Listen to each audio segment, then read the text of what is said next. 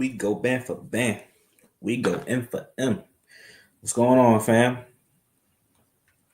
The homies is on the way. The homies is on the way. We go band for band. How y'all doing on this lovely Saturday? Lovely Saturday, man.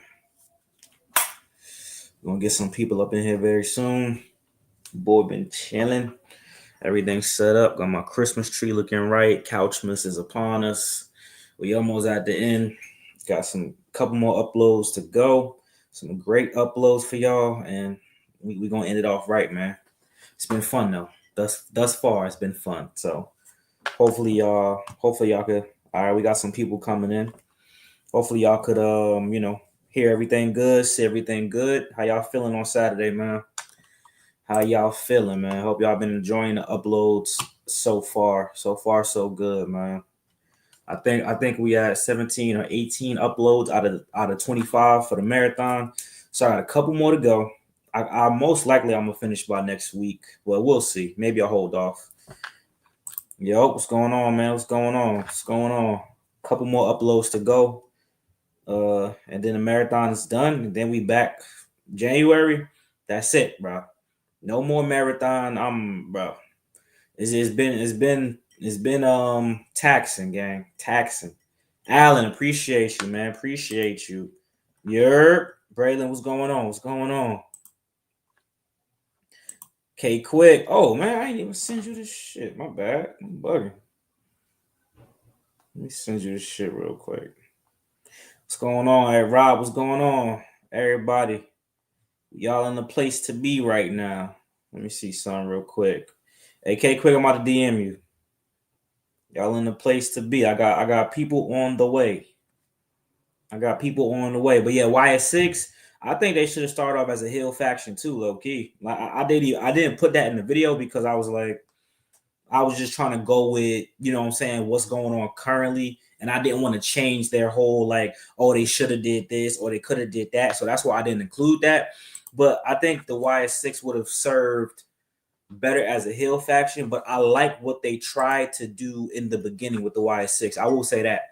I do like what they try to do because that's like a whole different take. Because no, actually it's not though. Because think about it. I'll wait till my homies join. But before they come, think about what Bray Wyatt was essentially doing. You know what I'm saying? Like think about what Bray Wyatt was doing when he was the Fiend in Firefly Funhouse. When he faced John Cena, he was essentially trying to remind John Cena of the things that he's done, burying people and blah blah blah blah blah blah blah blah blah. So I get what they was trying to do. My guy was good. Happy holidays. Wrestling with things in the building, Dave. What's going on, bro?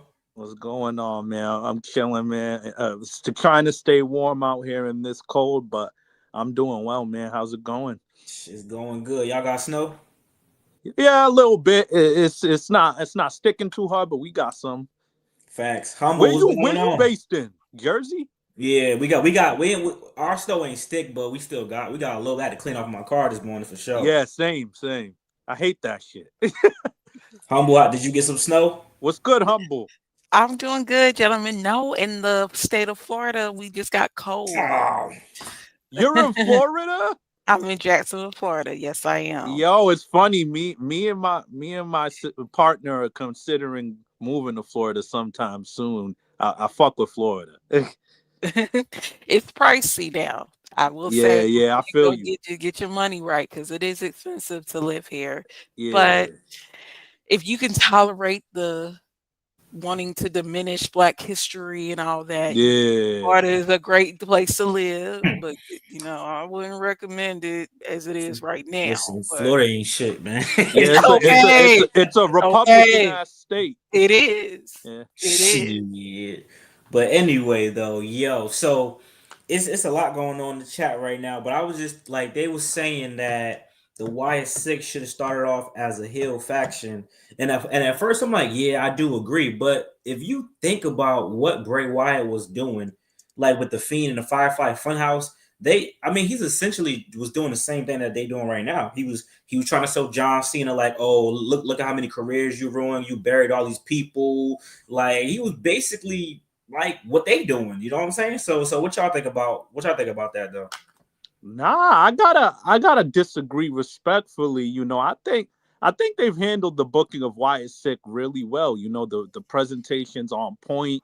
You know, you really see Eric Rowan and Bo Dallas. I'm not gonna call him Uncle Howdy. I'm gonna call him Bo Dallas. They might as well switch his name to Bo Wyatt, but that's a different story. But no, I think they've been presenting them really well. They look real badass. That entrance is always good, and you could tell they're really like getting to honor Bray Wyatt this way. I love that Karrion Kross was the first person to beat them. Karrion Kross in the Final Testament. That was a great call. I didn't think WWE had the balls, but I like them as they're presented. And honestly, I think they're tweeners. You can have them go after baby faces, and you could have them. They're going after heels, but you could totally have them go after baby faces in any scenario too. So I like what they're doing with them. What you thinking, Humble? I think it's a wrap on the Wyatt Six show. I'm sorry. No. They are 50-50 booked. I'm just not interested in anything that they got going on. I don't know what their end game is. And I do think that in the beginning it started strong, and now it's just everybody is now wrapped up in the 50-50 booking vortex to me.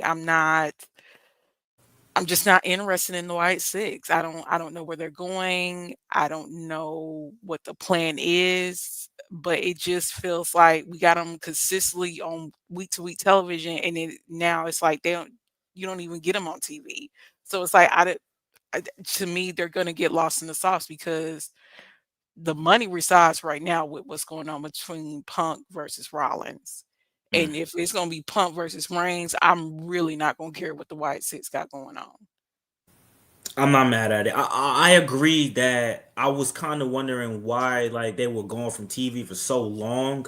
I think what they was trying to do was go for that mystique of like, you know what I'm saying? Because you have them too often and people gonna complain that we don't need to see a spooky act every week. But I think them losing to Karrion Kross was a great move for Karrion Kross because Karrion Kross needed something to get him over the hump, and then putting the Miz with him as well. It's working out better than I thought because Karrion Kross has cut some of the best promos of his career so far, which is crazy to say because he wasn't talking in NXT. Scarlett was talking, and now he's basically the main talker. What I do think they're about to do, I think they're going to wrap this up with the Miz. I don't want it to be 50-50 booking. If they face him again, I actually want them to lose. I want the Wyatt Six to lose again if they face them again, because if they don't lose, then it's kind of like, all right, y'all just did that just get Karrion Kross over that one time. But I think the New Day better watch their back. That's who I think should be worried about, you know, what Uncle Howie about to do. But we got K Quick in the building. Hopefully, what's popping? What's good, man? You in the building? Yeah, I'm in here, man. What's good with y'all? How y'all doing on this holiday season? All good, man. You got doing good, man. What's good? Bless, man, bless. Got a few moves I gotta make tonight, few places I gotta be, but I wanted to tap in with the folks right quick, man. So hope y'all having a blessed one. No doubt, bro. No doubt. How you feeling about the Wyatt Six? This is what I personally want to happen. I will say, I caught what you said. I caught what you said. When I just came in, explain why you would want to have them lose this time going in. Oh, because the people don't. I don't think people are upset with the spooky gimmick. I think they're upset with the supernatural gimmick. It's a difference between being spooky and being supernatural. Even though Undertaker was spooky, you know he could still lose. Now, when you booking somebody supernatural throwing fireballs and stuff at people, it's kind of like if they lose, it's not gonna make sense. Like they couldn't get the Fiend to lose to Seth Rollins. So we all remember what they did with that red Hell in a Cell with the red lights. They had to make it so that they buried them on top of I don't remember all the stupid weapons, but that was dumb. So actually them losing makes them, they're just humans that dress up in clothes and they got mental problems. I'd rather go with that than you saying that these motherfuckers is coming from back from the dead, all this It's goofy. All right. Well, I'll say this. I got a response to that. Now, if we think about it, for one, with Kane and the Undertaker, they were based off of supernatural stuff. Undertaker's the dead man. That's his Mm-hmm. thing. Kane was striking lightning fireballs out the sky and hitting people with them and starting fires just by raising his hands and such. So, but and over time they humanized them both. They turned Undertaker from the dead man to the biker gang member or whatever. You know what I'm saying? Now with the Wyatt Six, on the contrary, I actually think the opposite. I think they showed the human side off rip for one. Because for one, Mm-hmm.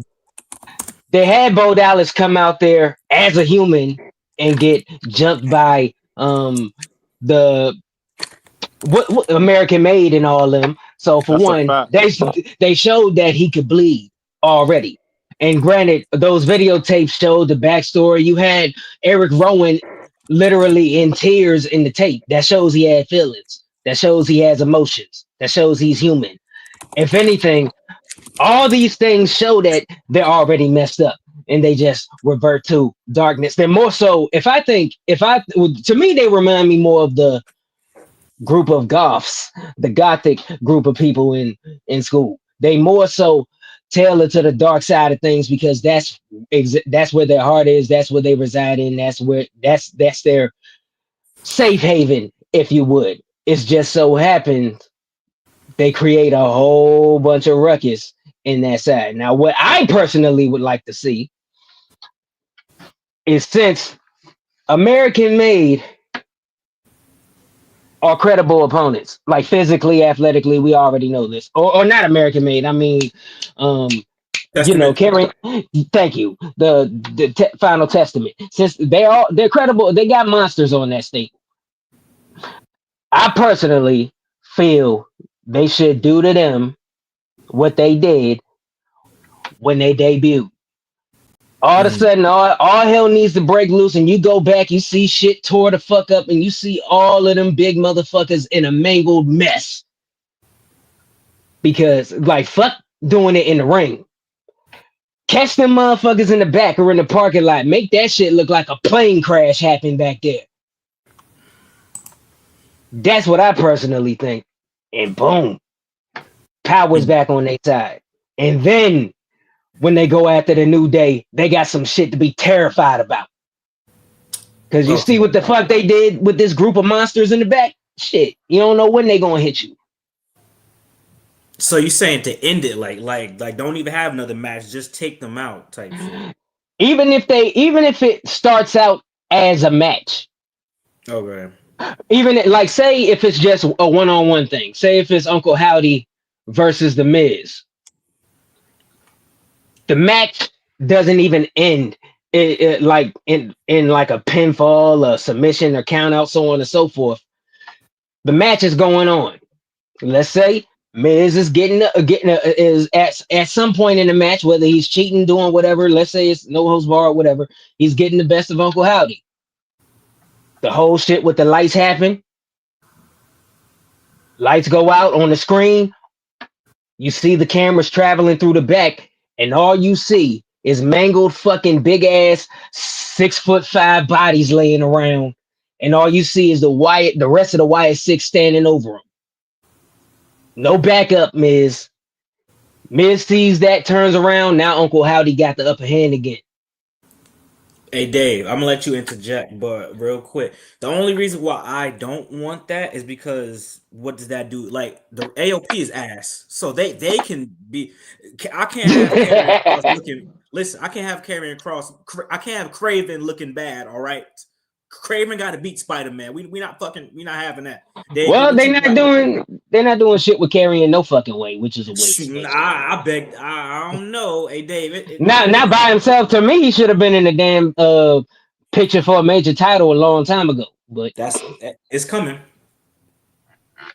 I'll say this. I agree with bro a little bit that I don't think the Wyatt Six has been presented as too supernatural. I actually think WWE did a good job of showing you these guys are human, but they're Mm-hmm. ultimately grieving Bray Wyatt's death. And Right. this is how they're going to take it out on people, by going after people that go against their family or their loved ones. If you notice, Mm-hmm. they've been going after anyone that turns on their faction or who they're aligned with. So I think they've done a good balance of making them spooky and a little different, but humanize them and showing that, look, the right opponent can beat them. But I will say this. I would rather them, if you're going to have a rematch between Final Testament, Karrion Kross, and the Wyatt Six, I agree with Couch in the sense I want Karrion to win that. Otherwise, don't have a rematch. Just have Wyatt Six go straight for the New Day and leave it at that one off, and move Karrion Kross to maybe the Intercontinental title picture with Braun Breaker. If you're gonna have a rematch, I don't think it's necessary if you're gonna have Karrion lose. Facts. Hey, humble. Let's move this on to. I want to talk about last night, and I want to talk about this situation. People was getting in their feelings about this whole who attacked Jade Cargill shit. I'm now, I out of spite, I kind of wanted to be Bianca because some of y'all is losing y'all fucking minds. Like it's really not that serious. Like they're going. Yeah, they just want to make it Bianca because they trying to do the black women. Relax, all right. I already addressed Jonathan the Coachman and all the motherfuckers outside of wrestling. And now we're talking about storyline wise. People want to talk about why that wouldn't make sense. Why would she give up a U.S. title? Why would Bianca Belair care about a mid card title? She's a multi-time world champion. I wouldn't. If really, I think if she would to turn heel, her not giving a fuck about that championship would make sense. However, I'm starting to think it was Naomi low key because it just makes sense. But humble, what are you thinking about all this controversy that people coming up with? People just been doing the most. If it is Naomi, I'm here for the swerve. I think Naomi should do it. She's been babyface. As a babyface, she's been stagnant. I'm ready for Naomi to be on her heel game. But then again, I'm here for the New Day swerve. I would be here for Bianca and Naomi, flipping out on Jade. She was the new girl. She was the one you two had to protect at WrestleMania, and y'all tired of carrying. And now y'all expect her to stand on her own 2 feet. And I think Jade would come out as a good baby face in it, me personally. And then if they want to swerve it and then make Jada heel, and then they go on they heel stuff That would be and just good. start molly whopping chicks. I'm here for that too. Somebody said something interesting. It was like, what if she just pulled a Eddie Thorpe and she took herself out? The reason why that wouldn't make sense for this story in particular, because why? Eddie Thorpe had a reason to do that for NXT because he took himself out so he could hope to get a NXT championship match.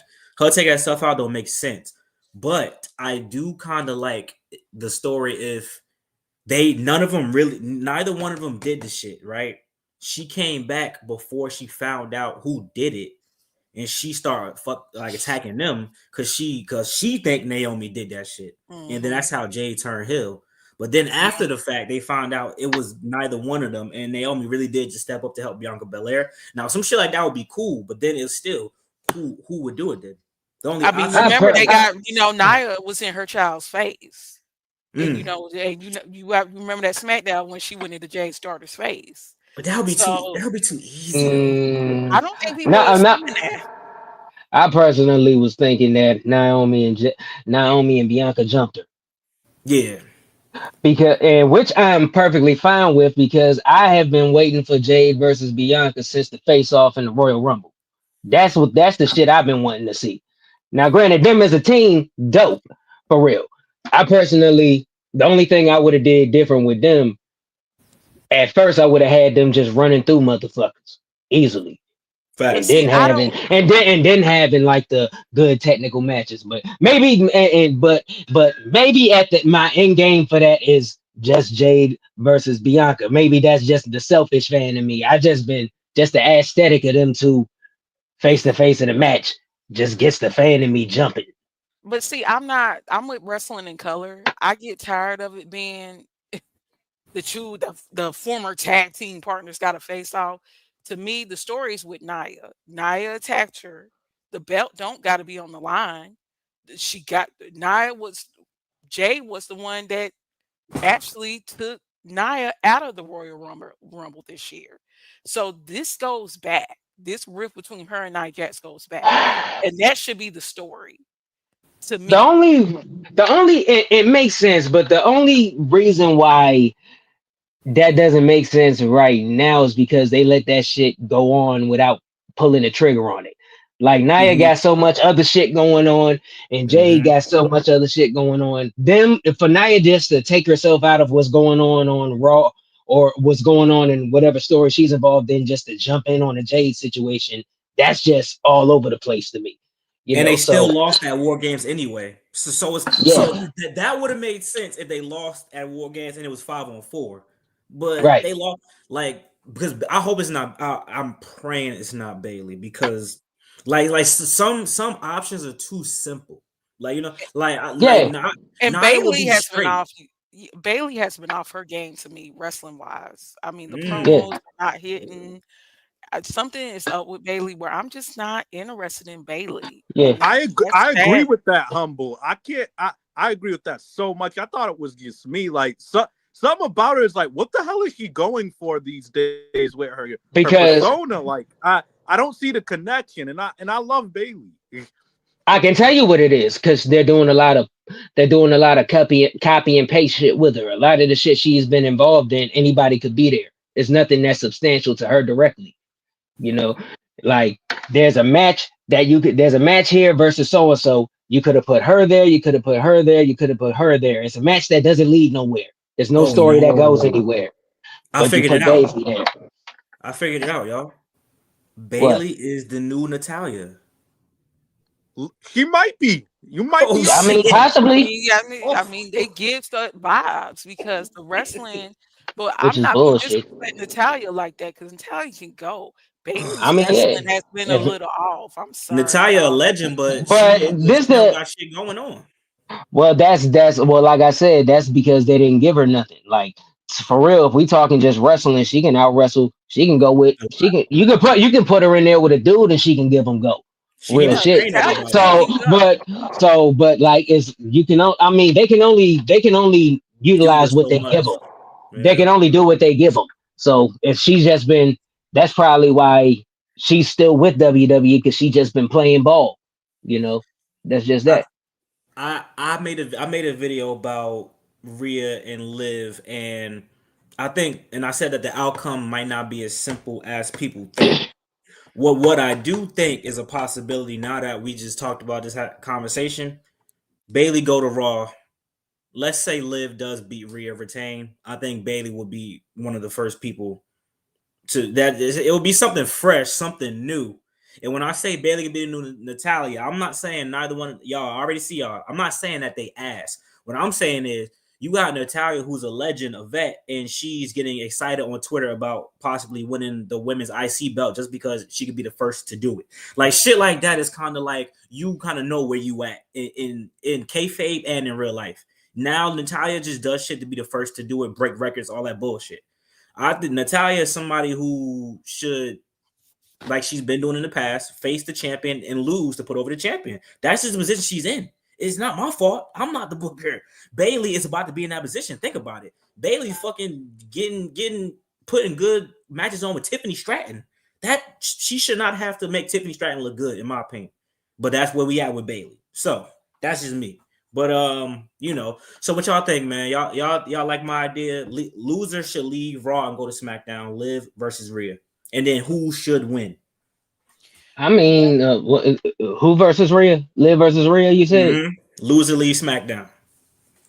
I mean, loser leave Raw. I mean, people just jumping from show to show nowadays anyway. So would that even matter? Yeah, exactly. Would it be no? Yeah, To me, but they trying to make it matter though. I think Bailey needs to go back heel, and I think she needs to be in a fraction with Roxanne and Cora Jade. Cora Jade can get the attention because she's attractive, and Roxanne can get the attention because she got the wrestling skills. And they just need to mollywop the Raw division because Raw needs some wake up. They need to kickstart it. And it don't have to be a damage control situation. They can just have their own identity, be their own people, but align with each other. Like, you need us and you're standing on our backs, and it's only so many times we gonna let you stand on our backs to help you. So let Bayley, help Cora Jade with the wrestling, help Roxanne with the promoing, be a threat in that Raw locker room because Raw needs all the love right now. The Raw's women's division is just so boring. It is.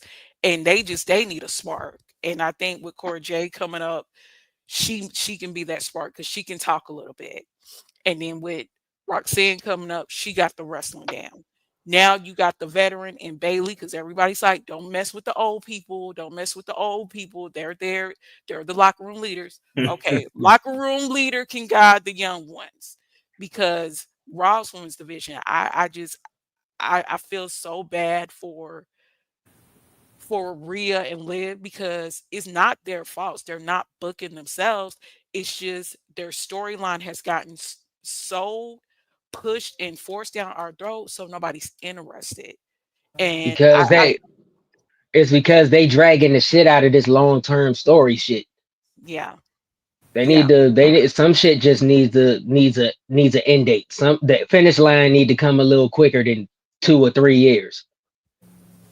And I think with Cora Jade and Roxanne coming up, they can really start because the girl, right? I'll give it to Cora Jade. She got a social media following. People like looking at her, and so if she could do 5 minutes in the ring and let Roxanne do the 10 minutes and they protecting each other, I'm here for that. That's And if crazy. Bayley wants to be the leader and be like, I was nice, I'm not going to be so nice this time. I was trying to be Mrs. Nice. Them days is over with. It's every woman for themselves. And I got the two that's going to back me up to mollywop this whole women's division and take that belt off of Liv or either Rhea. So that's just my opinion. And speaking of women's division booking, Michin should have won that damn title. Yes, sir. She should have won that shit, dog. Like Yes, real sir. talk. Nah, fuck that. Nah, that's what we was in for. Story wise, she should have won that. And personally, Michin's the better fucking wrestler, in my opinion. So Okay, so here's how I feel about but y'all see, I think sometimes we get it twisted. It isn't about who's the better in-ring wrestler. It's about who knows how to generate I'm not now granted, I'm not saying that as a reason she should have won. I was just stating an opinion there. That was just my thoughts on the top of it. I feel you, but I feel you. I'm not even sure she's the better wrestler, to be honest with you. But Chelsea Green gives title. Well, Chelsea Green gives that title an identity. I think Chelsea Green. She has a persona more. What so I think I'm gonna tell you this. If y'all go back to when Michin was in TNA and watch how she was out wrestling all them motherfuckers, you are gonna change your opinion about who's the better wrestler, and especially that match that they had back in there. I'm just saying. But keep in mind, Chelsea Green was wrestling dudes and shit in Lucha Underground, and she was kicking motherfuckers' ass. That's why I might give it to Chelsea. Humble, what you was about to say though? Okay, y'all. I'm about to really hurt some feelings in this Nah, chat. don't come with that. Neither one of them shit now. It's like, no, I'm really about to be brutally honest. Saturday's night main event, y'all. It was ass. I'm sorry, it was. I mean, no, it was. And I'm sorry, the WWE has become so whitewashed. I'm sorry, y'all. All the minorities had to lose at Saturday night's main event. All of us. It wasn't nobody on no upward trajectory. Did nobody get to tell their stories? To me, WWE needs to be mad that they only got 1.5 million people to watch. The show was not good.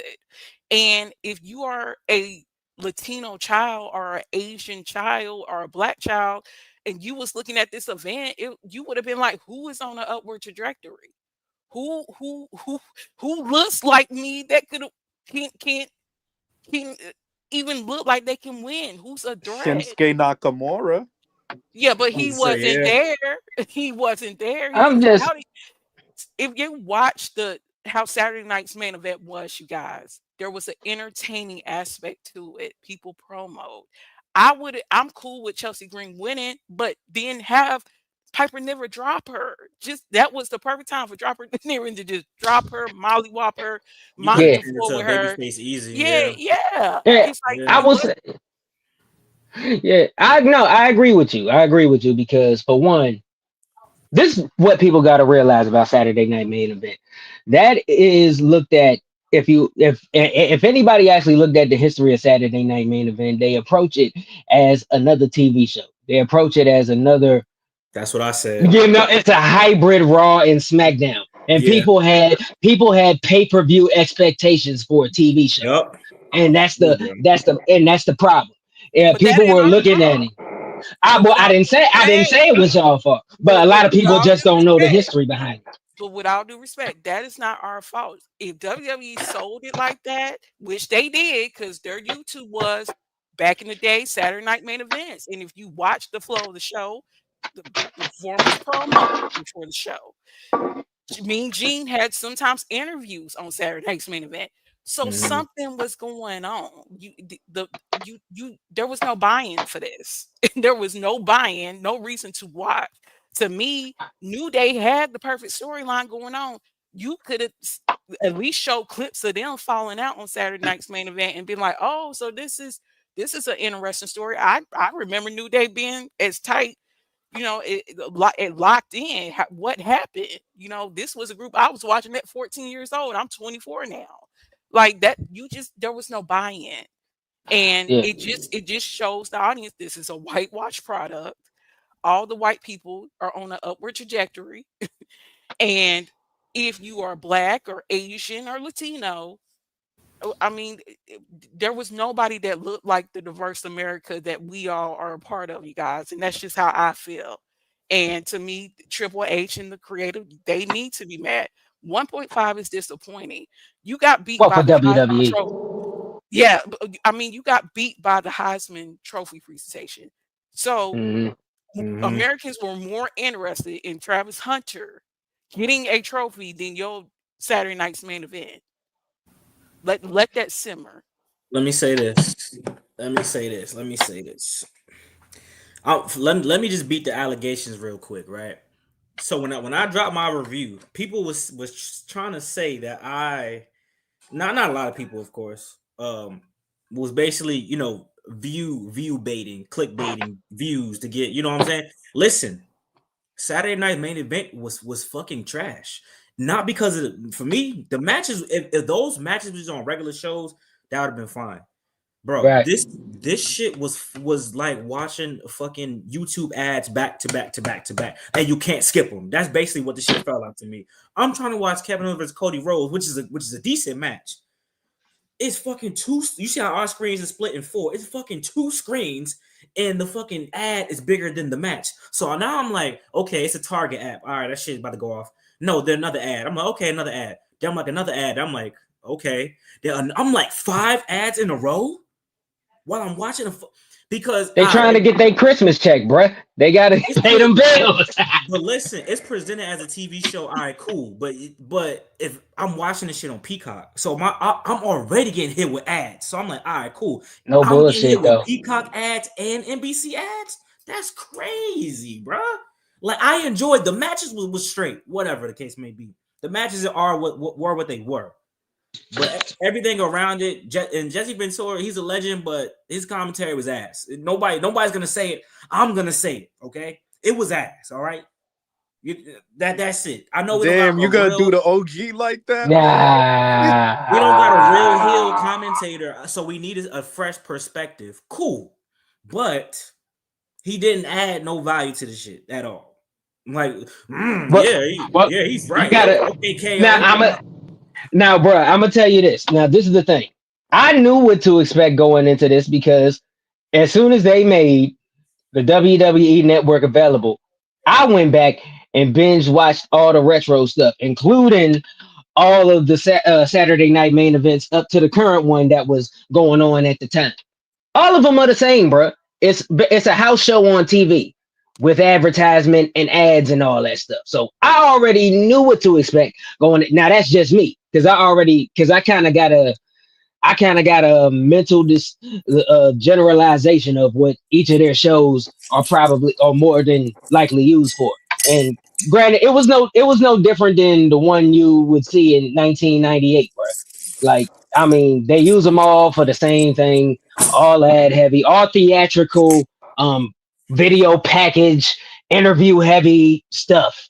You know, that's the setup for whatever's coming up on Raw. Nothing is really going to be too heavy going Yeah. into those types of shows, bro.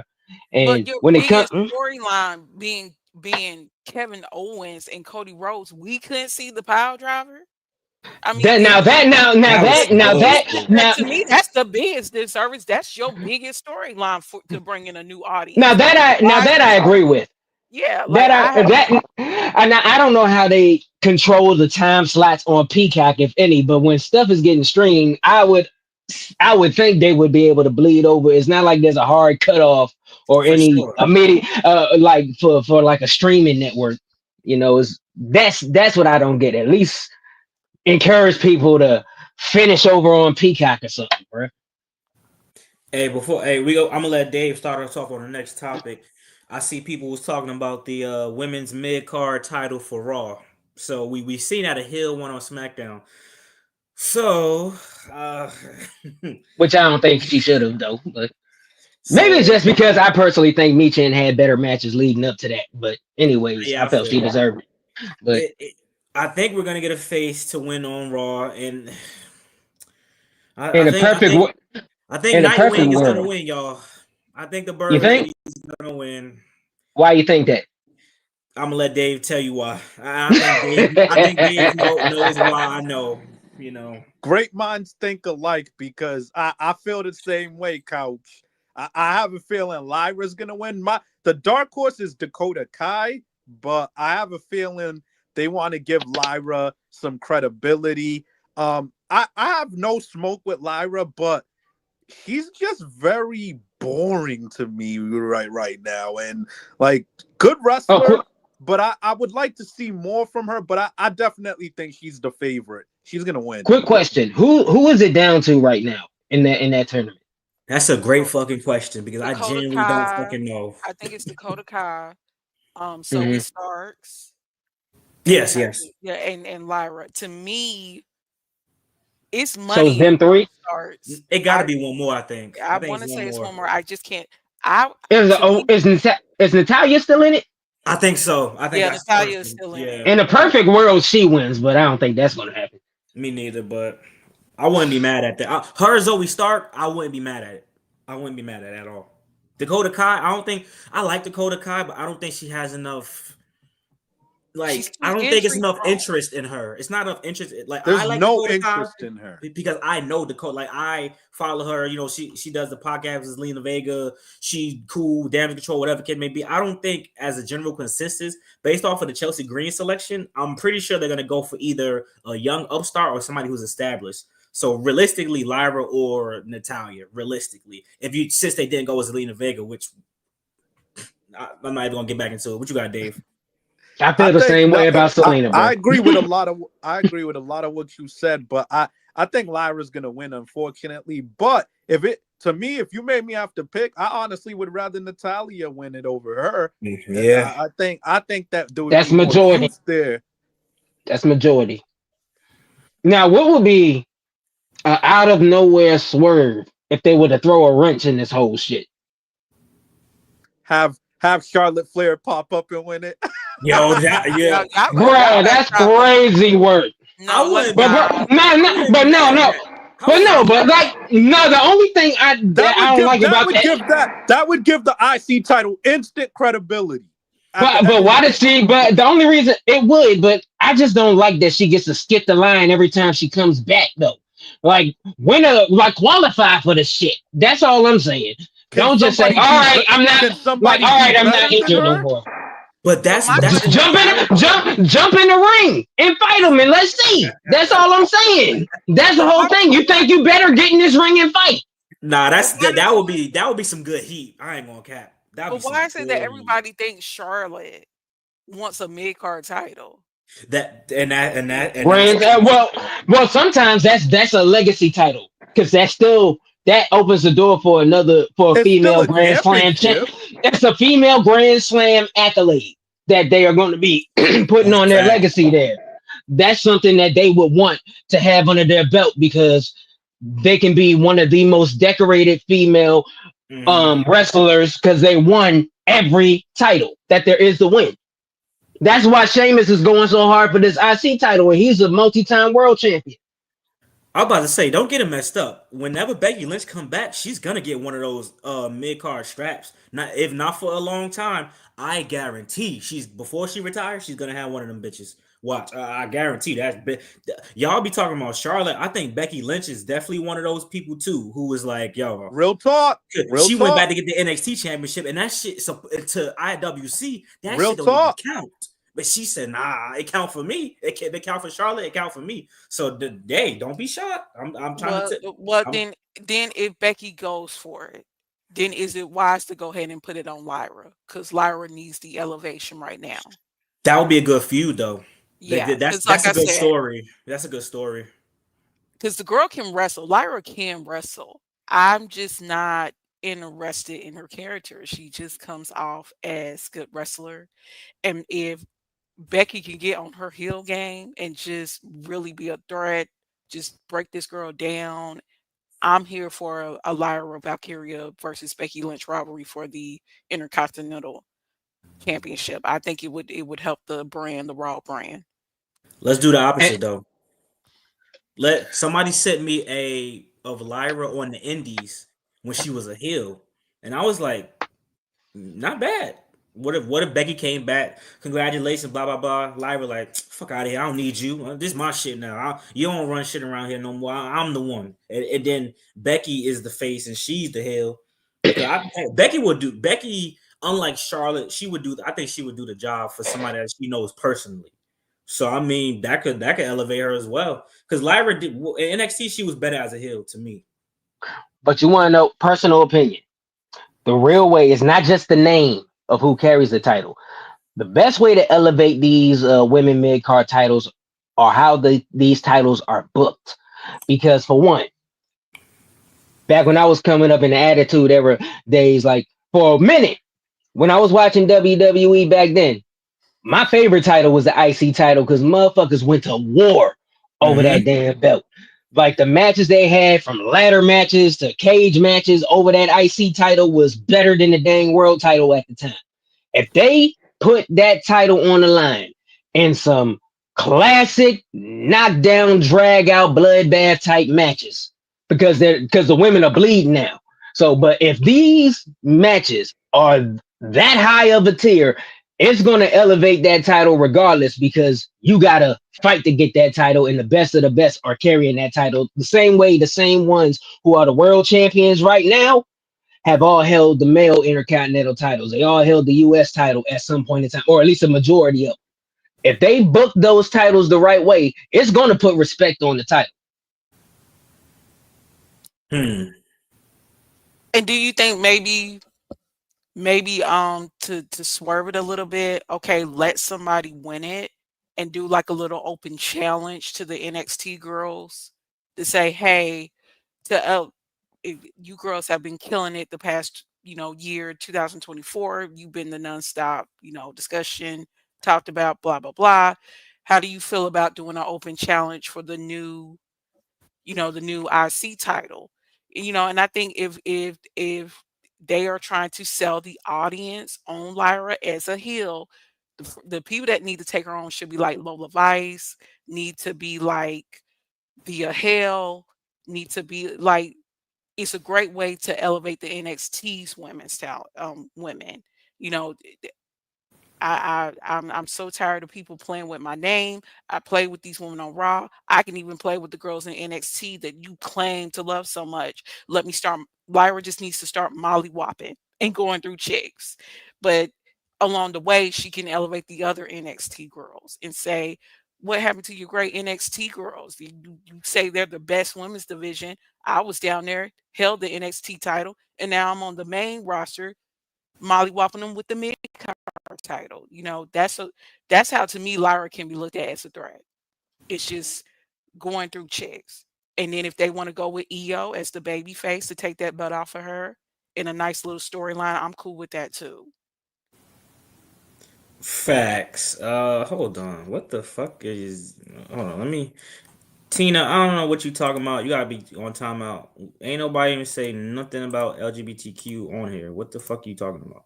You on timeout? and then we'll see if you change your attitude when you come back.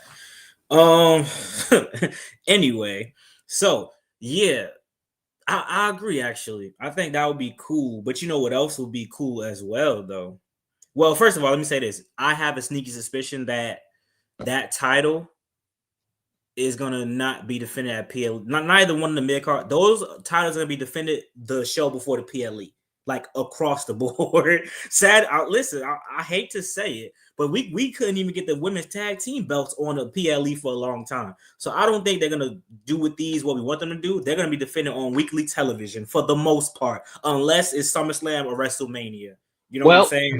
That's my whole case. If they book these titles the right way, people are gonna want to see that shit on a PLE. Because granted, you lucky if you see a tag team title on a match on a PLE nowadays. You know what I'm saying?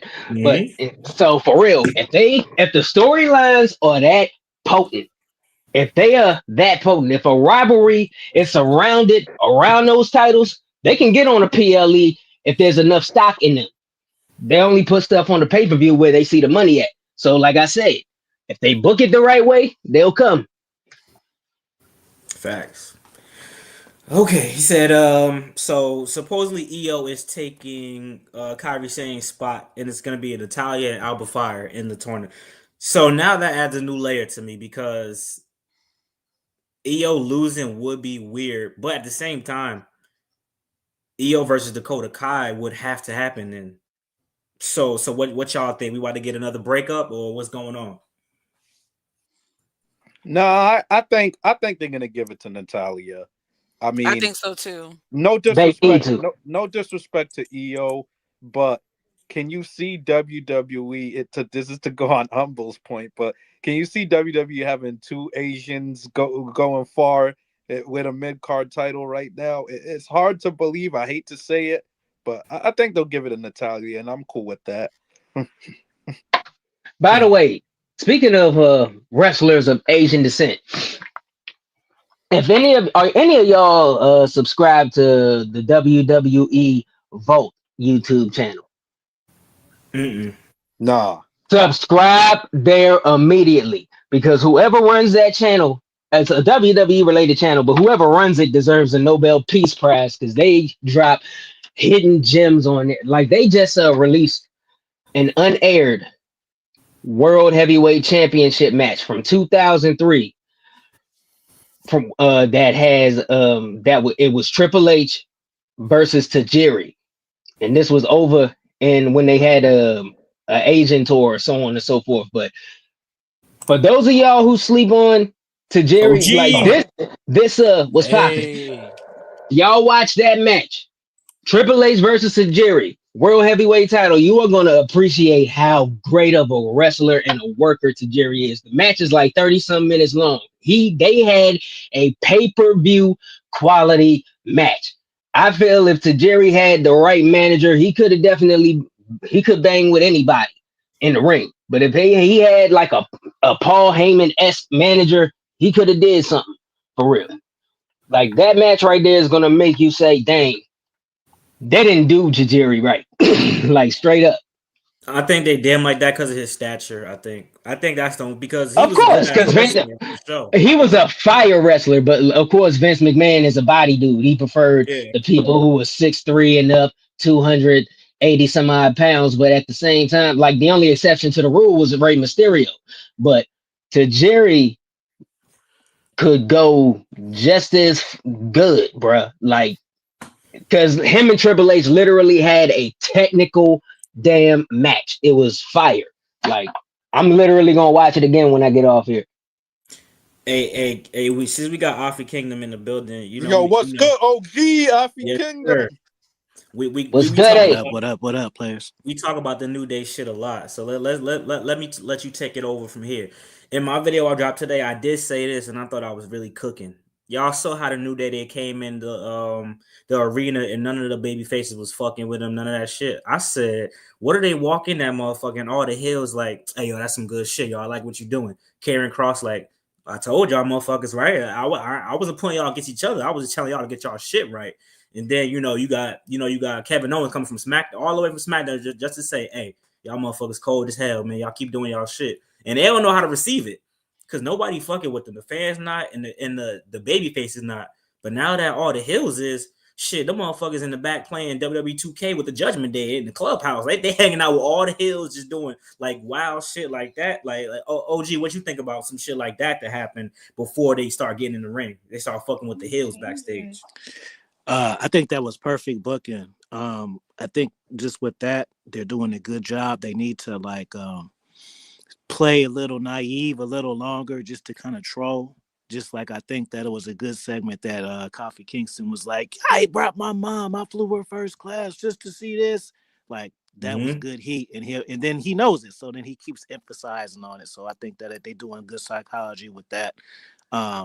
Yeah, I think the first person that they need to interact with, matter of fact, Carrie and Cross need to walk up on them, and they could just do some silent shit. He could just look at them like, "Huh, I told you, niggas." And then, and then maybe the next week they reach out to him, and then that kind of puts them like, "Oh, this one they fucking with the heels now." And then they could just kind of end the segment like, he could be walking out with the girls, and they could be like, "Hey, Carrie him, whatever. We need to talk." And then just that's the end of an episode, and then just kind of build from then. And then, like you said.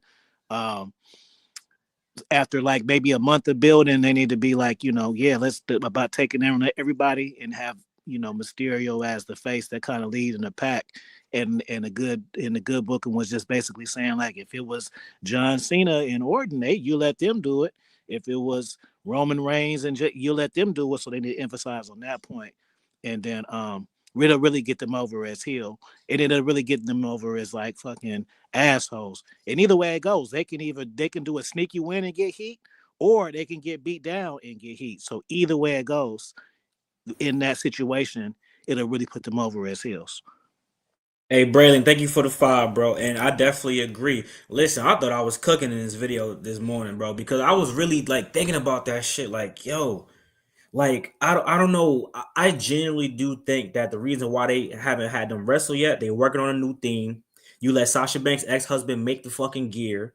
They doing the anime shit. Have the motherfuckers come out like Spawn and shit. Have the motherfuckers come out with the Majin Buu cell. You know what I'm saying? Frieza. Yo, I'm telling you, bro. The New Day, for what it's worth, man. I get them shit for the bootios, but they're a lot smarter than people. Like them as two individuals is smart as hell. So they know how to get over, bro. Like them versus the entire roster, bro. Come on, WWE, y'all got to see that shit. I don't even care if y'all take it from me.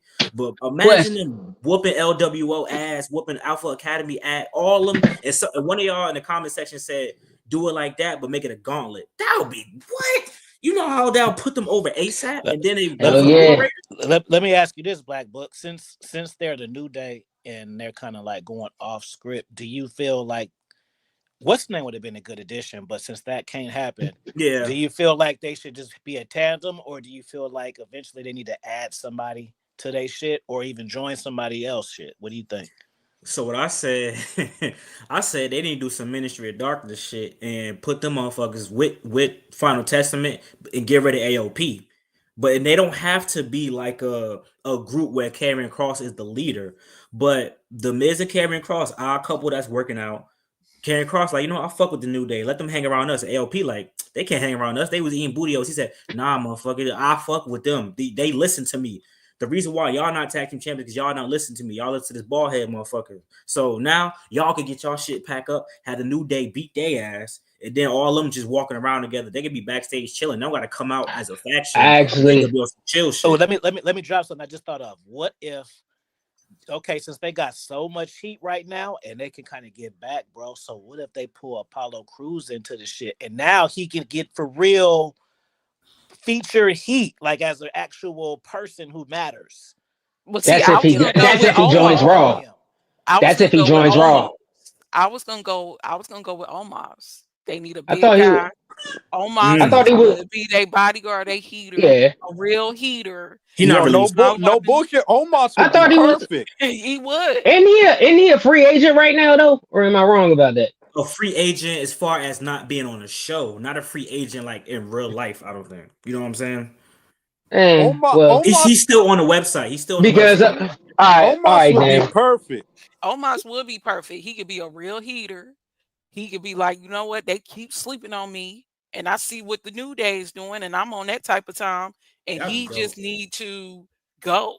Just and especially if the story's gonna be them trying to go for the War Raiders, it ain't gonna look realistic, y'all. I'm sorry. The War Raiders are big. So they gonna need a heavy, like a real heavy, like a almost. But you know what I said though. I think they hating on almost because at first I remember I thought they dropped him and then he cleared it up and was like, no, I'm still for the company. I think Triple H is gonna just shit on him just to keep him from going over there with his friends. So I don't think that would be good, but I don't think they fuck him because he's been off TV for too long. And what are they doing? He ain't get injured or nothing. So I think getting that. I think they just Triple H. You know what I'm saying? Is just fucking with him because he don't want him to go over there. At first, I thought it's because just because he don't know how to book big motherfuckers, which WWE has a bad history of booking big motherfuckers. But then when he brought back Braun Strowman, I'm like, oh nah, that's not what it is. I'm really kind of starting to think it gotta be something is fucking going on backstage with some of these motherfuckers. Omar, Street Profits. I'm trying to think, what did y'all each do individually? Because Omar's been going for a long ass time. A very long time. And I'm annoyed. I'm really annoyed. What about Street Profits and New Day going together on some heel shit? That'll be cold. Yeah. But it's too much of a dichotomy. They're two completely different characters and all that kind of stuff. You know, I don't know how that would mesh. That wouldn't even mesh. And with Omos, even when Vince was still running things, Vince would probably put him in a short-term feud with somebody, build a hype around that little feud, and then at the pay-per-view, Omos would put that person over, and then we wouldn't see him again until the next time somebody needs to get put over. Yeah. They conquered the big guy, basically, that kind of shit. So I hate that shit. Stupid ass booking. And I was saying this in my video. I was like, we be forgetting about certain motherfuckers backstage. You know what I would like to see? Just to get to some good heat. Have the motherfuckers run up on Titus O'Neil. All he does is fucking advocacy shit anyway. Imagine how much heat that they would get if he's promoting some like kids, like support the kids, help the kids, feed the homeless shelter shit on live Raw, and they just start whooping Titus O'Neil ass like during like an actual commercial. I like that. Black Couch. These cats got me. That's actually alright. Y'all calling Triple H Triple K? Y'all some cold. Dang, that's cold work. It ain't that bad, bro. I mean, that's crazy work. He ain't beating the allegations, bro. That's some. Well, I wouldn't. He's not beating the allegations. He got to drop the M-bomb to give him that. That's cold. Yeah, well, like look. Say what y'all want. Like for one, I would give that to Vince first. If anything, he actually said the N-word on TV to a black wrestler. So he said it to Booker T, I think. So Triple H ain't on that level when it comes to that kind of stuff. He dang sure ain't Hulk Hogan level. So. Well, wasn't it a lawsuit? And the black female writer claimed that in a text message he can get a little loose with his lips. Like I said, I didn't see the lawsuit, so I wouldn't know about that. Triple H ain't beating the allegations with me. And I'm sorry, most of 2024, the 50-50 booking of the Street Profits, you put the ball in their hands, then you taking it out of their hands, you putting the ball in their court, you taking them off that's getting on my nerves. Because they want Montez. No, they want Montez Ford to go solo, but he chose to. So yeah, that's exactly what they want. Stop it. I'm serious. The Street Profits have always been for good PR. You love throwing them in commercials. You saw it on Saturday Night's Main Event. I was about to say that. It's like I'm tired of the good PR moments. I'm ready for them to be on some type of trajectory, and they don't have to break up. But good gosh. Of course they don't have to. Elimination Chamber, there was nobody that had a louder reaction than Montez Ford. So it's like, I'm sorry. Let me coming out like a suspect. It's a rap. I'll tell you this, Black Couch, do your thing because you're like the Street Profit expert, bro. At this point, let me clear this up. So with the Triple K shit, I never said that. I said it one time. I was being funny. Like I was the Carmelo Hayes video. I wasn't really taking that shit seriously. Like obviously, I knew what was gonna happen the following week, so I was fucking around. So I don't really think the Triple H is a racist here. But here is one thing I will say though. there's two possible things that can be true at the same time. The motherfucker just don't know how to book black people, and the motherfucker jealousy and envy doesn't necessarily mean being racist. So let me get that out the Black way. couch. Nah, I for got real, to for real. stop you. No, for real. Think about it. No, Think about it. no. Think about it. Because I see don't think he's racist. now I'm about to be Angela Bassett in Malcolm X when she got to give Malcolm X the real about the Nation of Islam. I am sorry. Triple H has made this a whitewash product. If you look at the Netflix commercial with all the streamers, you notice it's only white streamers. And I got a family now that's a black family that stream they butts off internalizing Tony. They won't even look at them. And they do everything for WWE. And I'm sorry. He ain't beating the allegations with me. I take it back to Matt Riddle. I distinctly remember Matt Riddle acting like an asshole at an airport. And he still got better booking than Omos and the Street Profits and Apollo Crews that are non-problematic. I'm sorry. The math is not mathing. And he ain't beating the allegations with me. And I'm not paying for WWE tickets to see black men on a low trajectory. I'm not. That's some BS. And I don't care what nobody says. Omos is trash. Well, guess what? So was Maxine Dupree, and we had to watch her whack ass matches. Now she got a little better in the ring, but we had to sit there and watch them. Oh man. But so from the play devil's advocate, the reason why I would not say that as well is based off of how black women have been booked as well though. Because black women for the most part have been booked in a pretty good light.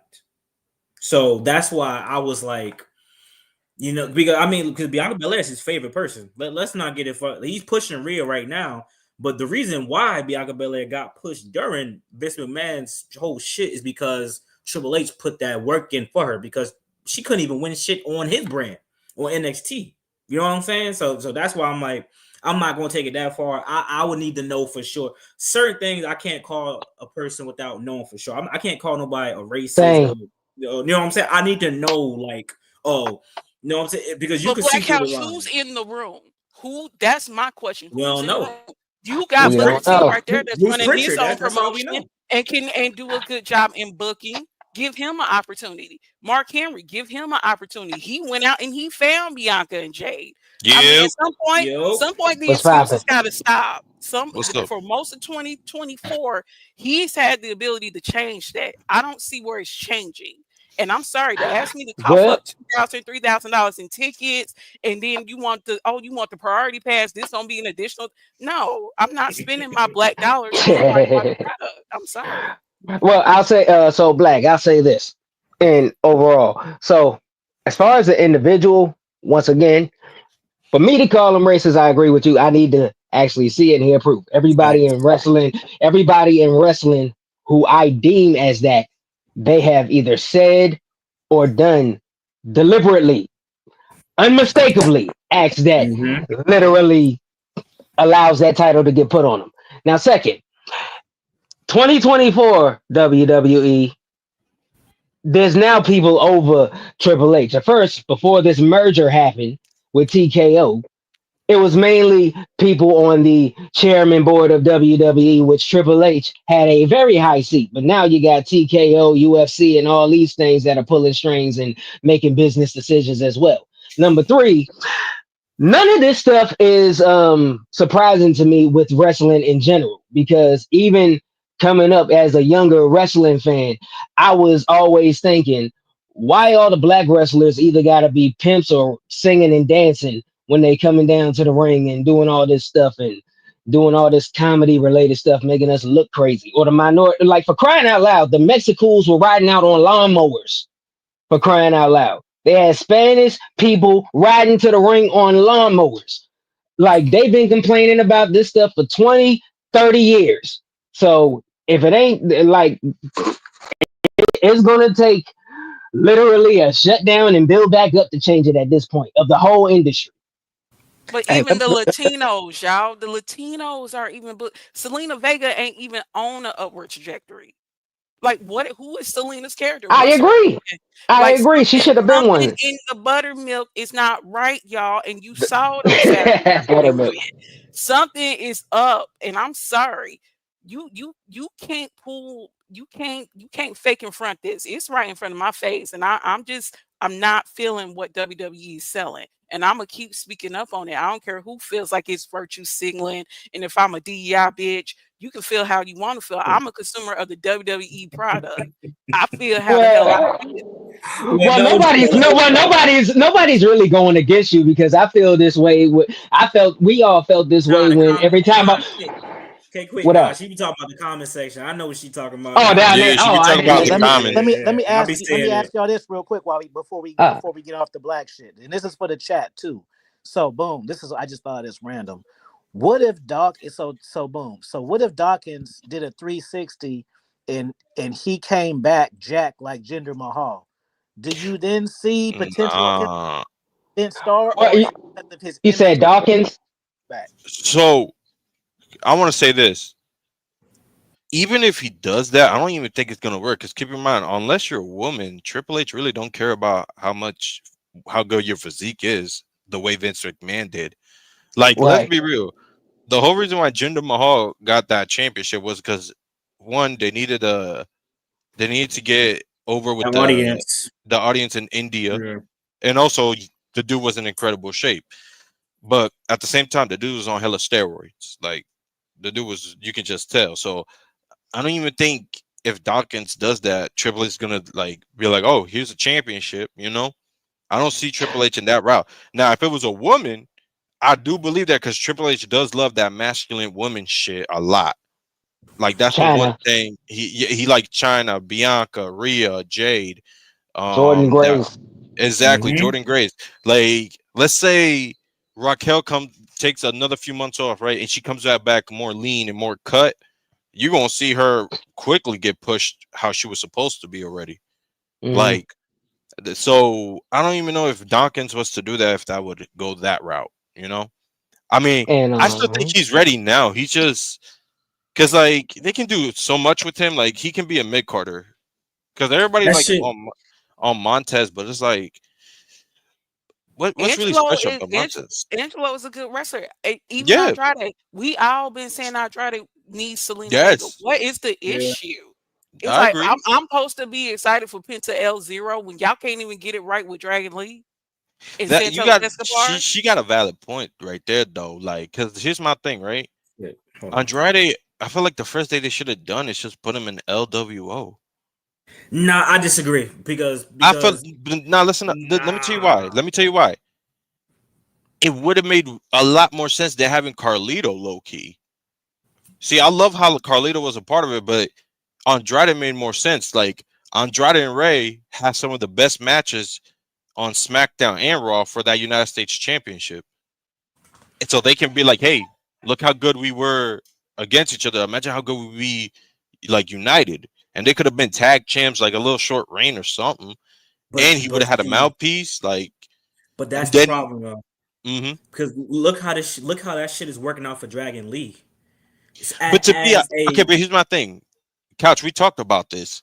Dragon Lee was never gonna work because no matter how hard they try to the find Rey the next Mysterio Rey story. Mysterio, the next Rey Mysterio ends up being Rey Mysterio. But Andrade's above that shit. So you put him in a group. But Andrade, here's the my only thing, reason though. why Zelina hmm Vega not went Andrade is because Andrade had to ask for that. Because it's no way possible that they didn't want to just pair them back together ASAP. He's probably like, oh, listen, I learned a lot being on my own and shit. I don't really need a mouthpiece. If y'all gonna force it on me, cool. But just let me do what I gotta do. And I think the reason why Montez Ford, something happened backstage. Whether it was him complaining about his position or not, Triple H, the reason why he don't fuck with the Street Profits is because they did something. It don't got nothing to do with the wrestling, I don't think. I think backstage he was like, yo, y'all fucking me over. He like, all right, fuck you then. Then all right, y'all, I'm gonna get y'all attacked, and y'all not even gonna come out.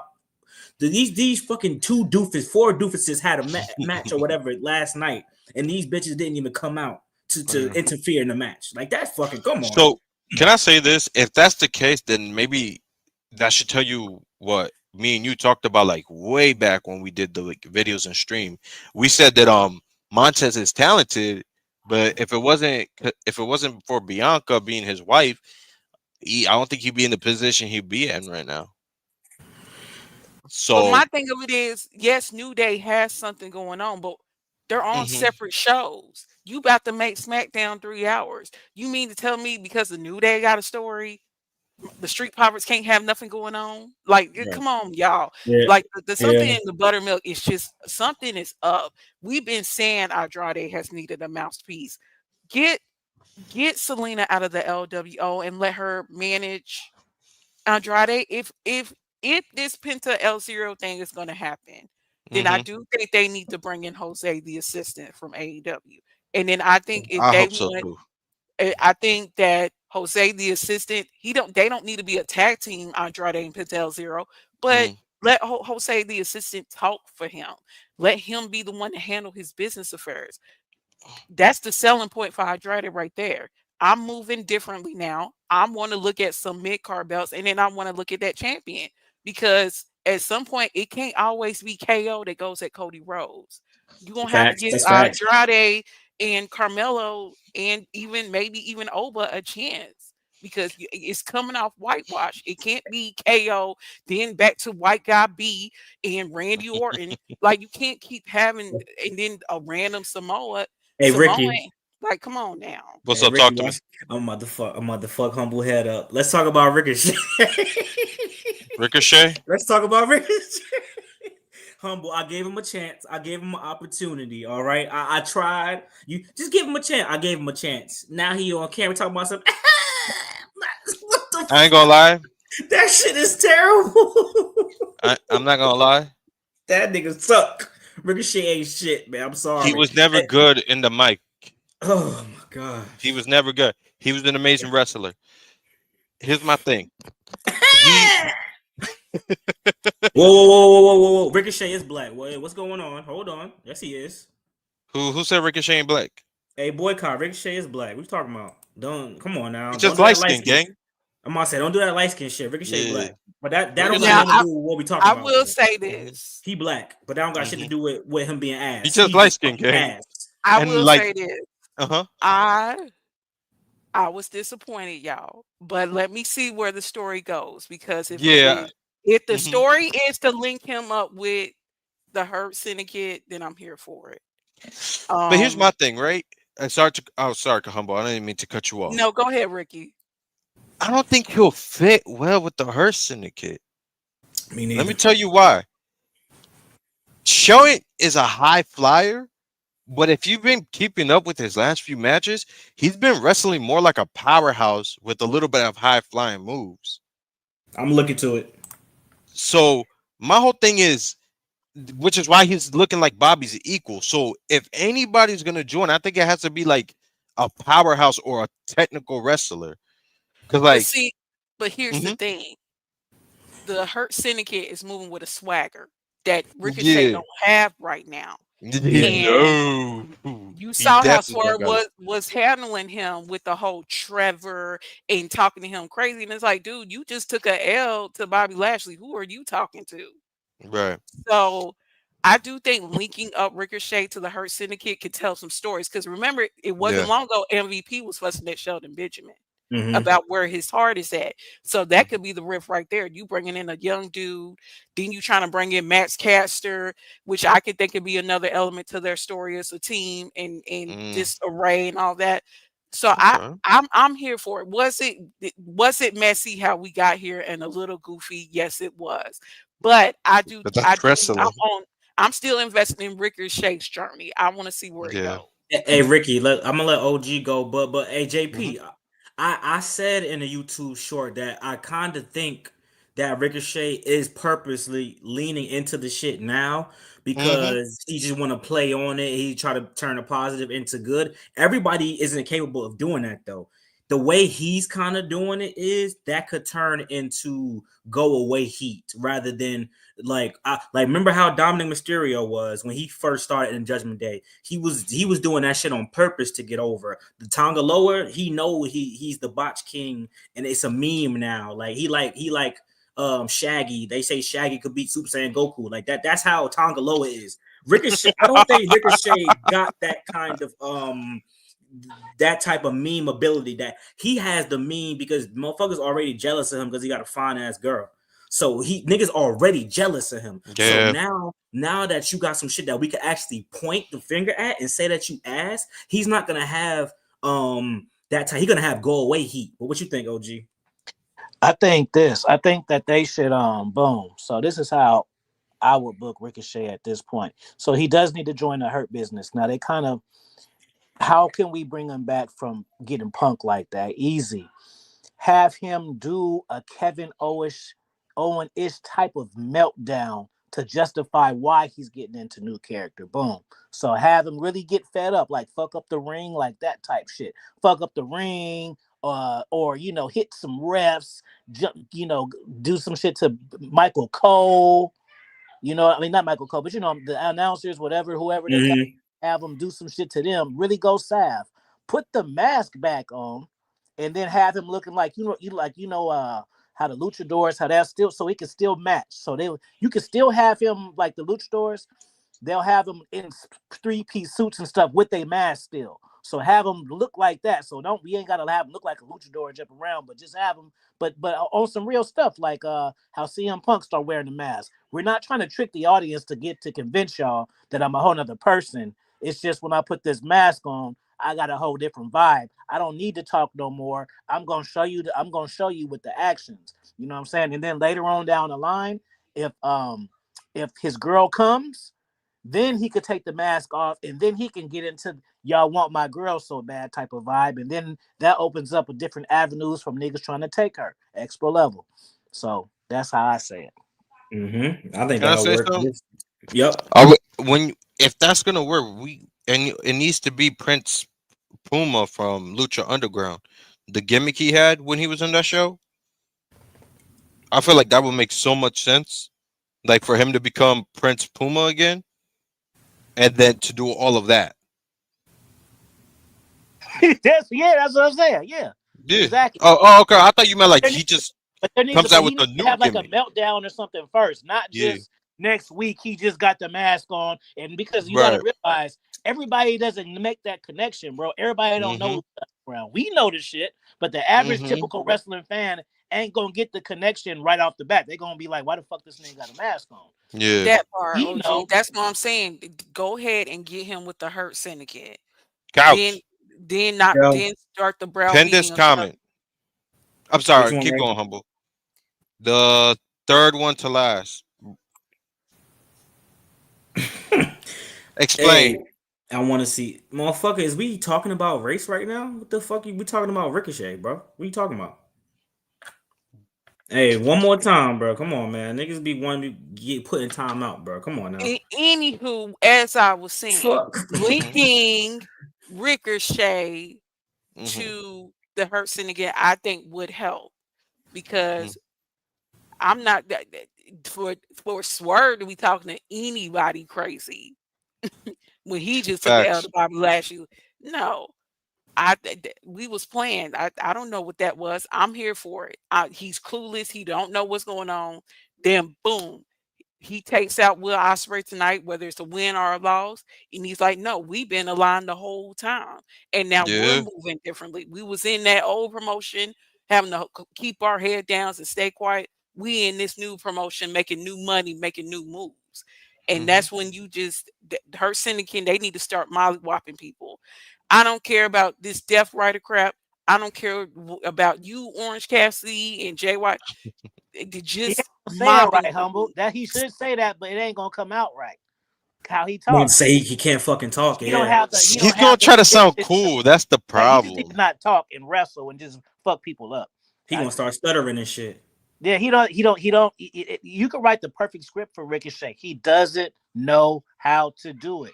He just doesn't. Like some people are, some people like Roman Reigns, how he wasn't saying the right shit because he was going off script. This is not because they're not doing good writing. He just doesn't know how to talk. He just can't.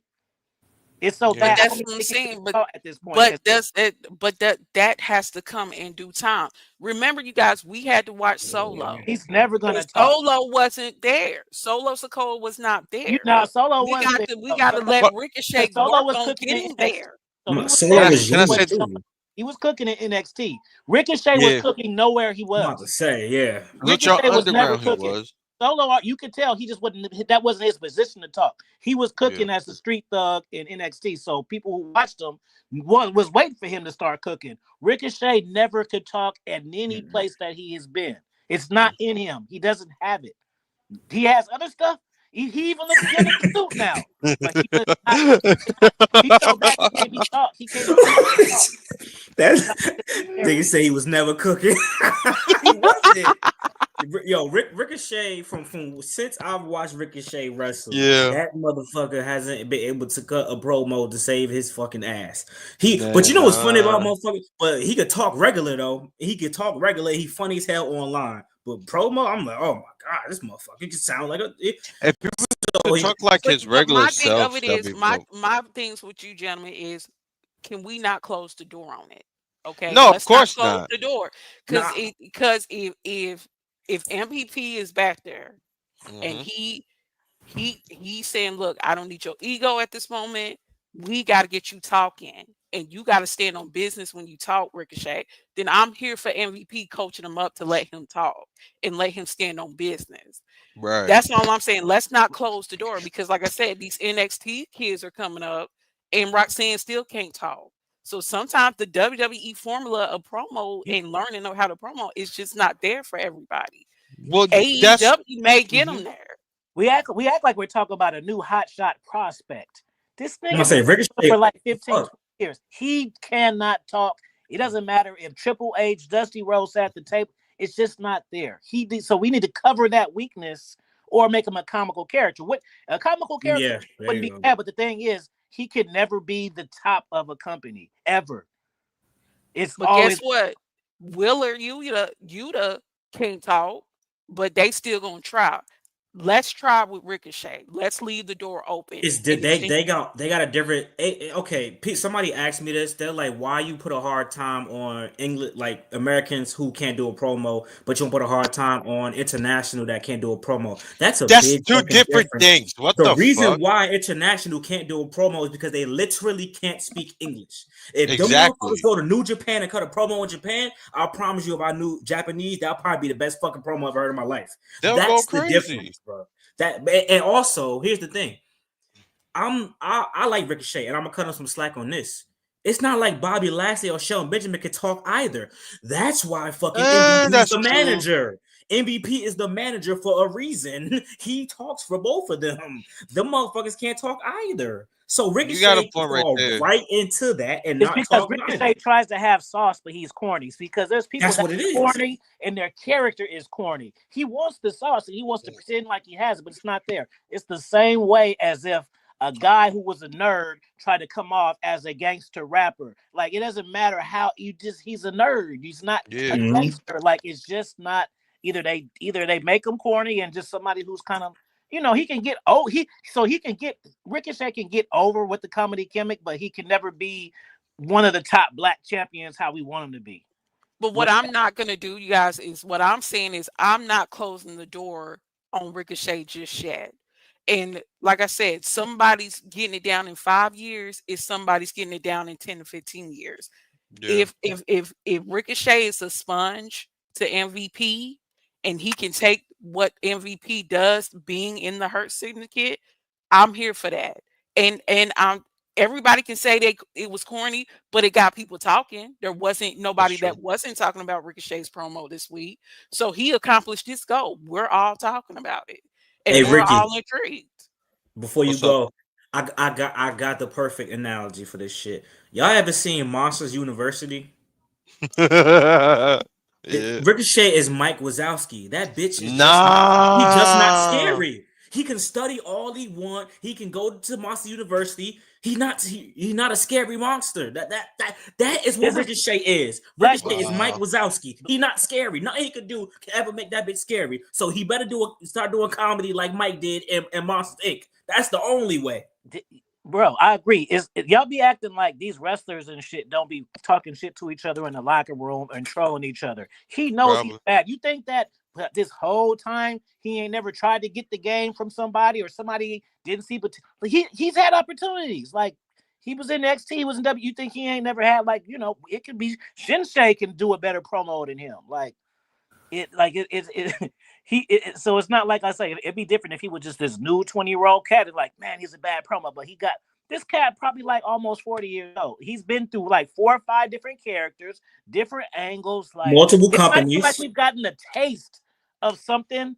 And we could be better. Like, say, for instance, Jinder Mahal. Jinder Mahal, some people can say he's not bad promo. I think he's a good promo given to his character. But what I'm saying is we've never seen a hint of Ricochet at all. I want somebody to tell me when he was cooking. Send me the video. I send you $100 cash app. Y'all better start looking. Let's quit fucking around. It's not like he's sorry. It's not like he's all right. He could be better. Like, he is terrible. My girl barely watches wrestling. She even thinks that he's super cringe.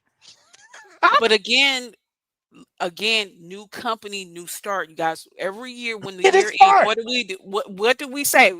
Each year when the new year starts, it's a fresh start. Everybody needs a fresh start, and I'm giving it a chance because, like I said, shit. He accomplished the goal. He made y'all talk this week about him. So let's just give it a chance. Valid. Now, but are we thinking? I'm a 3-strike person. Do we want him to be a top star or do we want him to be over? Because that's 2 different conversations. Top star and over is 2 different conversations. He can get over, but he can never be in Swerve's position. He cannot be a top star with this. But can I say this? In Tony Khan's eye, it won't really matter if he's good at promos or not. Tony just loves to watch good matches. So much so he's willing to give championships to wrestler that gives him good matches. So it's only a matter of time before they give Ricochet a championship. Yeah. He gonna get the Continental belt just because he can do flips and shit. Now let me I like Ricochet, y'all. I'm not, but there's not a lot of wrestlers who are all around at everything. Promo, wrestling, character. It's very few that have everything. So us talking about Ricochet is because we on some funny shit. It's funny because the shit with Swerve was funny to me. Him getting yoked up in the ring by Bobby Lashley, it's funny.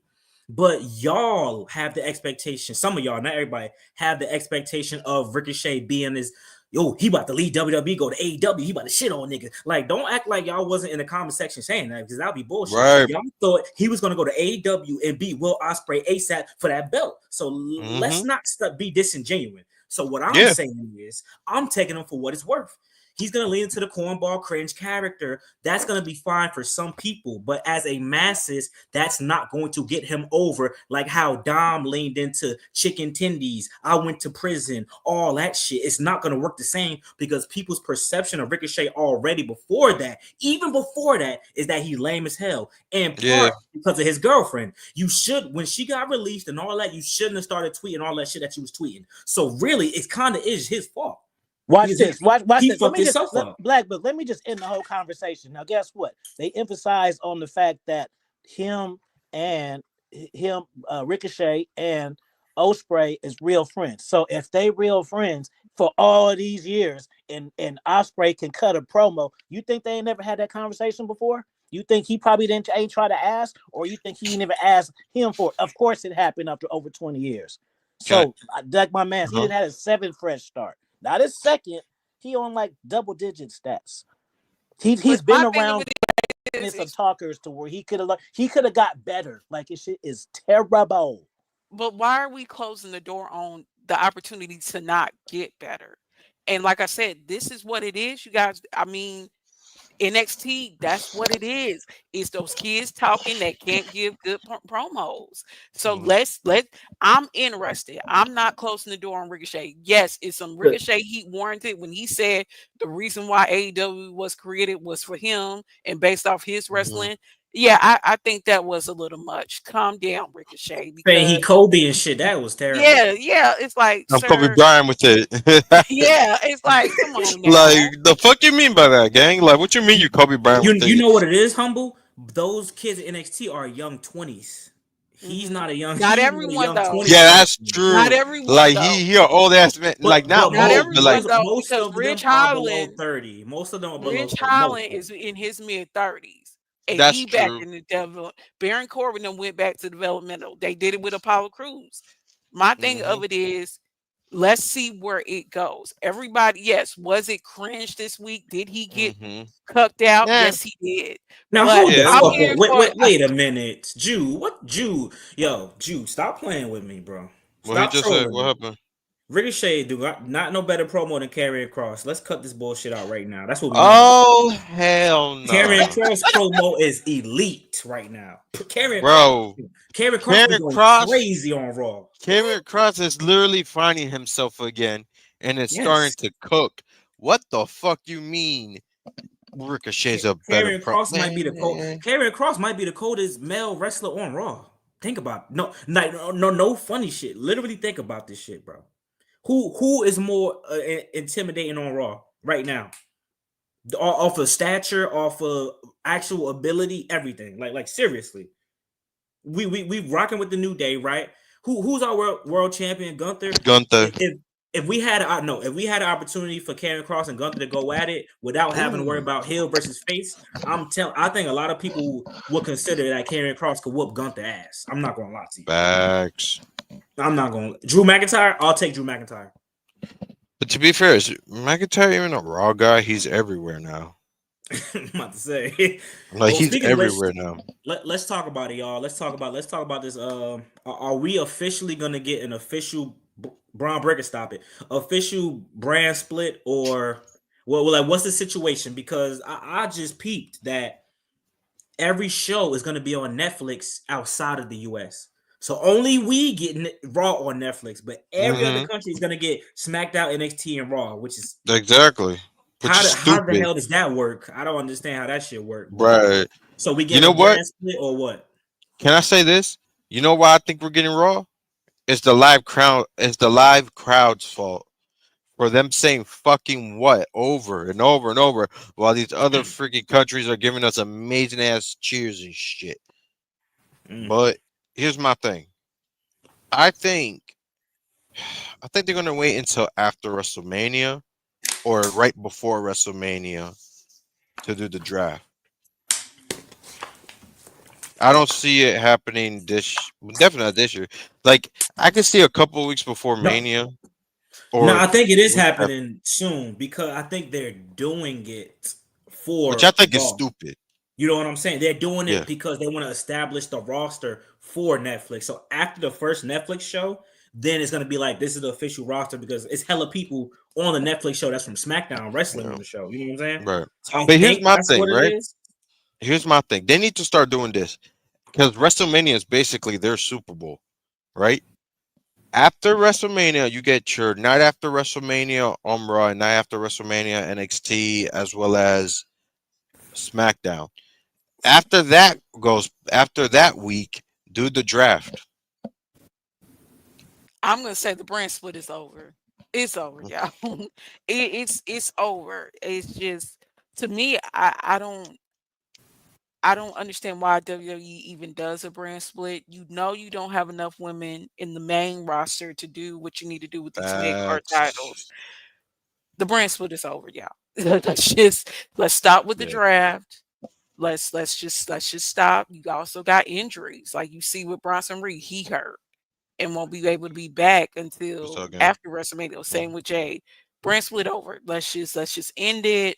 Let's merge these tag team titles that don't ever get defended on either brand nor get featured. You didn't even have the tag team titles at the doggone Saturday night's main event. Yeah. Let's Here's just end it. yeah. First of all, I agree. First of all, I'm just mad that Zelina is not going to become IC Women's Champ, the first ever one.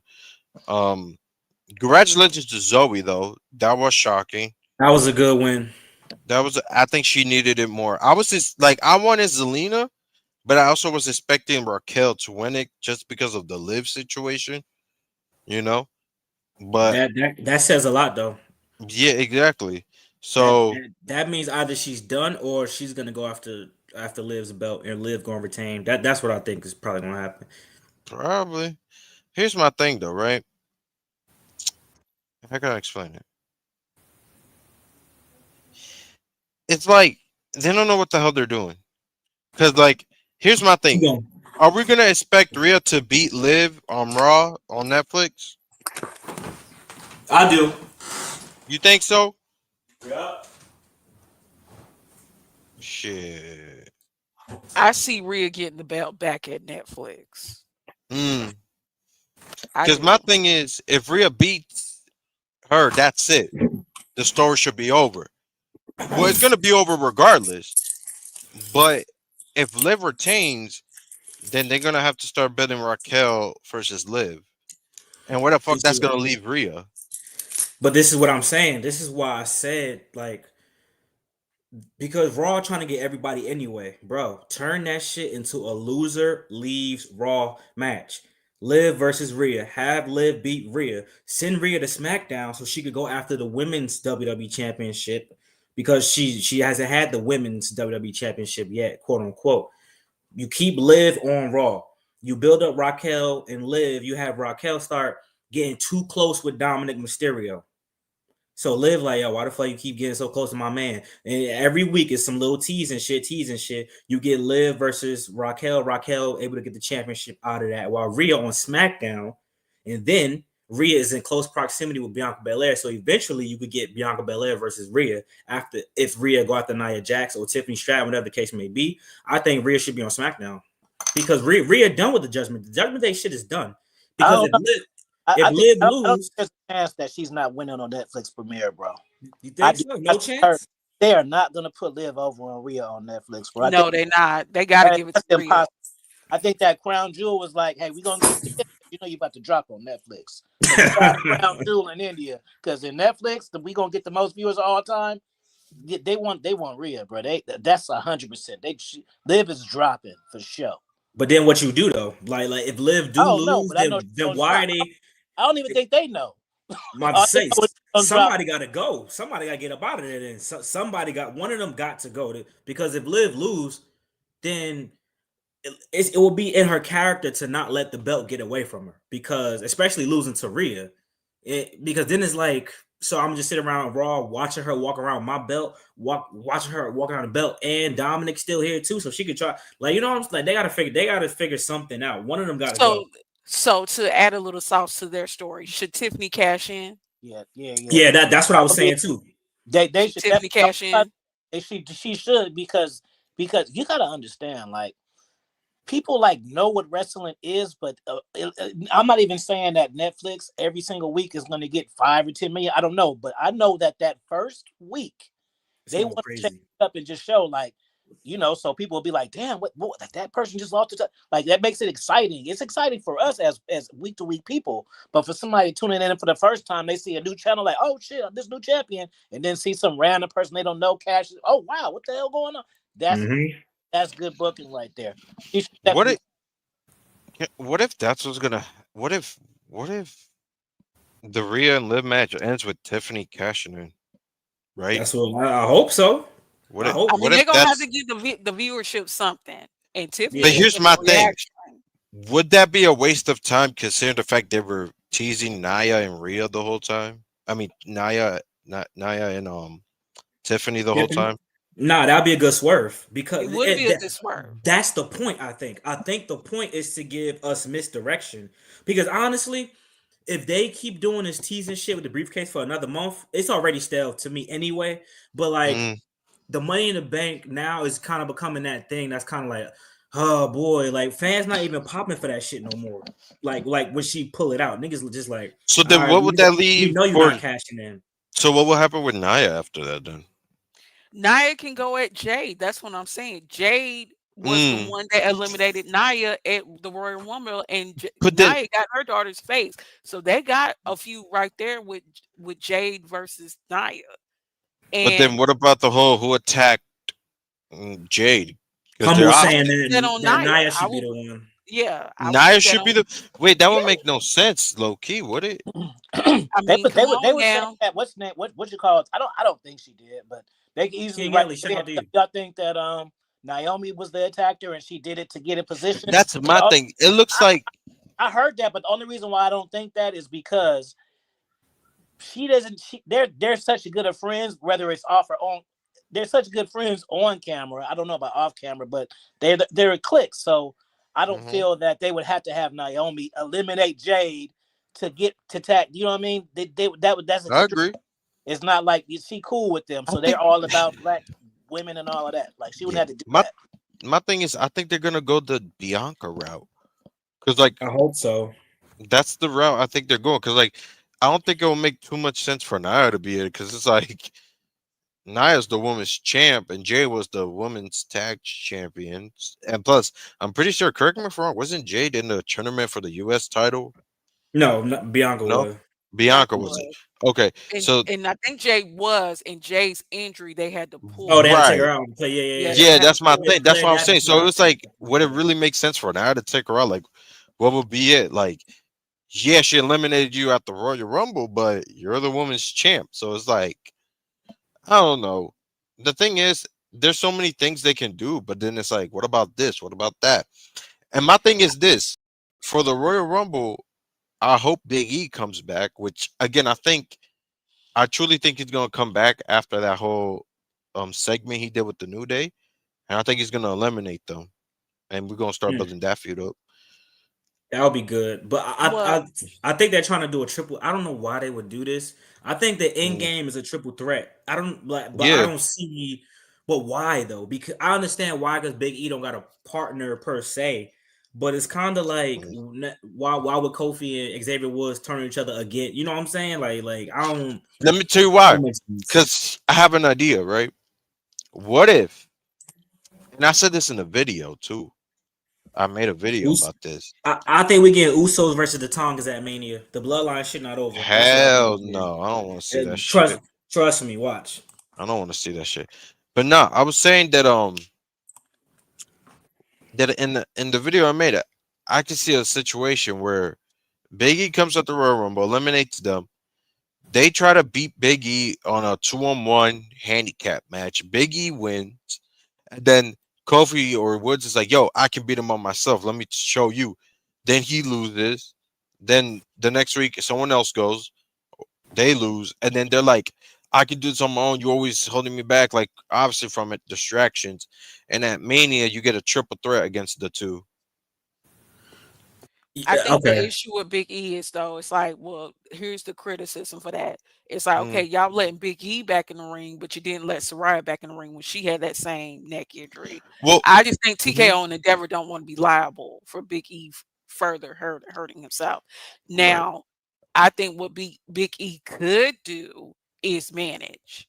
And if he's out of the group and you want a good babyface group, this is where I need to see y'all step up for Malik Blade and Anitra Zanofe because they in NXT doing nothing. Mm, And look, they threw it in my face that I wasn't good enough. I was hurting them. mhm, Latch on to me. Let me streamline you in this NXT tag team division. Let me get you mainstream, moving on the streamlining you to the main roster. mm, Let Big E coach up the next set of tag teams if he is out of the New Day. New Day needs to be now helping Omos. Omos can be their muscle, and he can be helping Malik Blade and Anitra Sanofe because they ain't getting no TV time in NXT. So let yeah, let let Big E help them out. I think Big E is cleared. yeah, I think so. It's no way Xavier Woods and Kofi are gonna say that shit about his neck and shit if Big E like Right, like they way too realistically. close. It's no way they're gonna say that shit without them knowing Yeah, that at the back of their mind. Like, and yeah, then leading because into it on Twitter with the girlfriend and shit too, they already know what's up. They yeah, know. because my thing is this, like, because I also read Biggie even said it, like he said, "Hey guys, it's okay if you need to find a new member," and they're like, "Hell no, we ain't getting a new member." So if they wouldn't even be okay with replacing him on TV, like, what makes you think that like they'll be okay with them saying what they said about his neck without them knowing something? Hey yo, Henry. Hey, see Henry, chill, bro. Leave Big E haircut alone, gang. Nah, That he got a that shit point was though. bad though. That shit was bad, bro. I need him to have the same haircut he had when he first came in. That shit was kind of bad too, though. His But hairline it was. worked. It was a small hair, big dude. It worked. Like I said, just bring back the whole name, Biggie Langston. I don't want to Biggie. But hey, but Keyshawn right though. I mean, listen, they let Edge and Stone Cold come back. Big E. That was different though. I don't think Big E shit was as bad As as Soraya's. Edge and Stone Cold's. To be Yeah. honest, So here's the thing.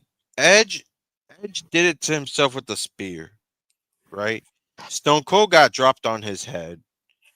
Big E got dropped on his head. The thing with Soraya, it wasn't just her neck, it was also her back. you might Keep say in she mind. was fucked. They fucked her up. She Yeah, got fucked up.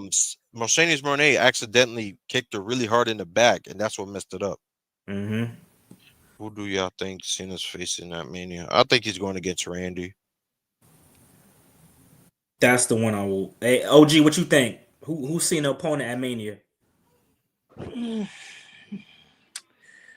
If it's like a face, like Cena, or not even a face, just a tweener Cena, it needs to be Orton. But if we turn Cena heel, which I'm hoping for, Yes, it doesn't have to be Orton anymore. Then it needs to be, I don't know if a heel. I gotta think about that. But if he's a face, then him and Randy can have a fight. It doesn't matter who's good or who's face or heel. People, it'll just be a farewell match. You know what I'm Right. saying? But if he turns heel, he need to. I gotta think about that. I got because he. that's a tough one. Because even though John Cena's a little older, heel Cena for the first time is like a new character, so he can really give the person a rub before he leaves. So I'm trying to figure out who would need that rub from a heel super because that level. Here's my thing. I don't want to see no one get the rub off of Cena. I don't think that should. I'm sorry, no. This is John Cena, man. This is the person that carried the company for 15 years.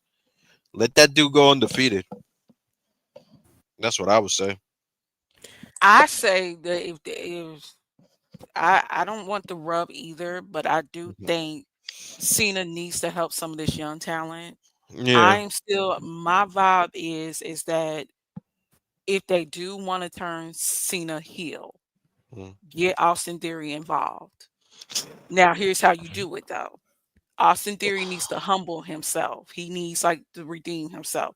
He needs to be the one to say, I didn't do it right the first time. Tell me how to be the face of this WWE product. I want to learn from you. And then from there, give it like 3 to 6 months where John Cena is just doing his own thing, but he's coaching Austin Theory. Then Cena's like, you know what? I did this too good. And I need to break you down again because you done got familiar. Now that's when Cena need to go heel. He just need to break this kid down, tear him down, rip him up, rip him to shreds. How the story can start is really, to me, get Braun Breaker with Paul Heyman. Because remember what Cody said, he becomes an advocate again when he's done with you guys. Yeah. And let Paul Heyman be like, the Austin Theory kid don't have it. Look at him. He trying to go for your IC title, but he been playing tag team friendship with Grayson Waller. And that's when Theory hears it. And that's when he's like, look, I need something, Cena, because I believe in me. Like, I know I could be this baby face that this company needs. I want to learn from your learning tree. I want to learn how you did it. I actually wanted that him could be to do the that story. the first time. A heel Cena will put a heel Austin to the moon. That association, but that'll put him way up there. And just imagine they can be talking about. Like as his mentor first and then turn. Yes, the master now. The student now has to overcome the master now. Yeah. And Whoever said, I'm sorry, I'm gonna keep going. No, go ahead, Ricky. No, I'm just saying because I'm looking at this fucking comment. This ain't the Cena and Logan Paul promo would be good. No, the fuck it wouldn't. Like the fuck. Like that's the one thing I hope does not happen. I don't want to see those two interacting. Like fuck though. It's gonna happen. Hell no, I don't give a fuck, bro. You know it's gonna happen. Like I don't give a fuck how amazing the dude is with his flips. He's corny as fuck. Like John Cena will easily smoke it, but I just don't want to see that. Like you know what's happening because he done teased it at the Netflix. I'm about to say it's definitely fuck me and my ass then. Fuck. Logan teased it. He said this the Logan Paul era. He going for the championship. Man, and then you got Jake Paul talking about, oh, if I do something, I want to be like a manager or a mouthpiece. No, bitch, we don't need you. Like, get the fuck away. So think about this. In a perfect world for me, if this motherfucker wasn't so old and could actually do like one more really decent wrestling match, I would love for Cena to get his get back on Undertaker for what Undertaker did to him at that old Mania where he Facts. squashed him. That would be a great storybook ending. Cena's Right? Like, yo, Cena let me get last my lick back. WrestleMania beating the Undertaker. That would be hard. Yeah. Oh gosh, I but would have loved to see that. But he you know what? squashed John Cena I at think I got WrestleMania. something better. I think I got something low key better. What if we just bring Austin back? The dude's hitting the gym. He's getting surgery ready, and it don't gotta be WrestleMania. It can be another big paper like SummerSlam. He'd be Well, if good they by bring then, I Austin think back, he too old. Like, he's not Steve Austin. bro. He's He not just like had a match with KO not too long ago. that's different. He's not like the Rock. Like the Rock versus John Cena is believable. Like because the Rock can Was still it? look like a fucking. You know what I'm saying? Stone Stone Cold Steve Cold's still Austin in will good be. shape. It's Come not on now. as good a shape as he was back in his prime, but for the age that he is, he's in pretty good shape. well, if But they do Austin got to go for CM Punk first because everybody's nasty I about think that. that's how you can lead with that too. That's my thing. that shit more believable. Cena is fucking still dead lifting 500 pounds. I don't want to no hell no. Here's I my was thing. How about this? How about I was this? actually surprised in Stone Cold's performance because I didn't know he was going to get that physical. I thought he was going to be carried and protected the whole time. He Bro, I actually thought he was just gonna stomp KO in 24/7. Here's Okay, my thing quick. though. How about this, right? How What's about we good? get Punk and Austin for Mania, Cena and Randy for Mania, then for SummerSlam we get Punk and we get Cena and Austin. Punk winning the Royal Rumble, so Punk gonna be busy. Wait, you think Punk gonna win the Royal Rumble? I thought they was gonna do Punk versus Seth at Mania, but since they're getting that shit out the way now, Punk getting his win back. But here's my thing. Punk Why do I versus feel like Gunther. I don't feel like no one's gonna win? When what? The Seth match? Who gonna interfere? Yeah. Who gonna stop it? Bronson Reed hurt. Drew McIntyre gonna interfere in Roman Reigns and Sol Sikoa. So I know, but there's no reason I for them just not to don't win. see. I just don't see no. I don't think no. I'm being honest. I think something's gonna happen. Cause think about it. I get it. This is Raw on Netflix. They're gonna treat it like a PLE, but it's still Raw. Especially this first one. Exactly. And remember, Drew was dropping that information in Seth's ear about them disliking CM Mhm. Punk. So I can see Exactly. Drew interfering Oh, in I CM fucked up. Punk and I Seth fucked up. match. I Yeah. fucked up already though, because see, never mind. I'm bugging. Seeing whatever CM Punk doing at Mania, it gonna have to do with Paul Heyman anyway. So Exactly. if The Rock don't come back definitively, we're gonna get Roman Reigns versus CM Punk, and it's gonna be the main event. If The Rock don't come back for sure, because I'm telling y'all, the favor gotta be I want a match with The Rock, or I want a WrestleMania main event. That gotta be the favor, because CM Punk can get a title match from anybody. Why would he need Paul Let me Heyman say to get a title this. match? It So gotta be a match with here's The what I Rock. It think the gotta be. favor is, right? And I think I said this with Dave. I think the favor is this. Punk is like, hey, pull some strings, give me the number 30 spot at the Royal Rumble, and he wins the whole thing. I think that could be one. But during that time, what does Gunther do? When does the move start to get made to take the belt off Gunther? And how does Roman factor into that? Being that Well, Roman doesn't need no damn belt anytime soon. Let's get that out the way. That's for damn sure. He had He don't 3 need no years worth of damn. a belt. Exactly. Because the plan That was man. the plan is for Roman to face CM Punk at WrestleMania. So to me, I think they're gonna save it. It would make sense for Roman to win the Royal Rumble. Hell no, nah. That I ain't gonna front. That crowd is gonna be in an uproar if he wins. If I he ain't gonna wins, be happy about if that. he wins, we're going right back to 2017, 18, Straight 15, up.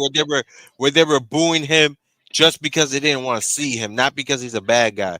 So I hope WWE doesn't do that dumb shit. Like, here's the thing. This man for the last 3 to 4 years had a championship belt. He had 3 different championship belt designs. The only guy that can say they did that in like those time period was Hulk Hogan. And look how that man ended up. And he's the only person who can say they literally wrestled only 30 times in that 3 years. Exactly. Like, keep him away from championships. Keep him away from matches where you can win a championship or win an opportunity. Like, he needs. I think Roman is officially at that part of his career where for the next few years, all he does is amazing story work. Not no championship or nothing. But then how do you get there though? Because everybody's saying that what they want at WrestleMania is CM Punk versus Roman. From the WWE title for sure. I wouldn't mind seeing him get the big gold belt. He ain't never had it. I wouldn't mind. Still, I don't want to see that neither because he dissed that belt first of all. Yeah, but straight up, he really did. He could even make it like, look how easy this was for me to get. All I did was but that just wouldn't work. All right, so this is how I see it. Hold on, y'all. This is how I see it. This is how I see it. Because Roman has held the title for 3.5, damn near 4 years if they would have let him. He doesn't need a belt for a long time. He's already cemented. Right now, he does not need any type of title right now. Because he's already cemented. Right now, it's this story. And for real, personally, unfinished business-wise, I think if The Rock does come back, it's going to circle right back around to Roman versus Rock, if anything. Hopefully. But no, if he beats Solo on Raw, right, and The Rock don't come back, then you kind of got no choice but to have Roman pursue a belt. Because if he get the Ulafala back, then the bloodline story is essentially over unless The Rock come back. But if The Rock don't come back, he got to. Side note, I'll tell you this. But y'all forget how many Samoans there are. That story doesn't have to be over. There's a whole bunch of shit that can happen in that damn story. But who's over the way Roman, Rock, and Solo are? Jacob's over, but he's not main event over yet. So and also, even if Roman does go for a title, they're probably not going to have him win it. Because Solo would have made him bleed like 4 or 5 times in a row. OG, what you got? I think that Roman needs to. Let me see. Roman needs to go for the World Heavyweight title for sure. But let me give a map on that. So we got WrestleMania coming up. It needs to be around Survivor Series time. Like it could happen next year, but it just don't need to be happening soon as we get on Netflix. No, like niggas. That's what I'm saying. But it is. But he don't need to get 3 or 4 years off. Like no, why the hell would you do that? He's a merch seller, and when he has the belt, y'all forget that. When people have the belt sells too. So you wouldn't have a Roman not away from a title for 2 or 3 years. That would be stupid. But he doesn't have to. But he don't need a belt. Hey, hold on, y'all. Hold on. King Ellie, thank you for the fire, man. He said one thing I like about this WrestleMania season is unpredictable WrestleMania season. It's unpredictable. He absolutely right, but y'all keep going. But here's my thing, right? Go ahead. We just got done saying if he wins the Rumble, everybody's gonna turn on him. If that man wins another belt, it could be a mid-card belt. I'm pretty sure people going to turn on it too. Be like, oh, like, come on, bro. The dude just got done doing the ring. It hasn't even been a year since he's lost the damn title. And we talk like, nah, bro, they're going to turn on him. This is the Roman where he needs to start doing good matches, good storylines. None of that world title shit or mid-card title shit. And for real, to add on to what. Oh, go ahead, Queen.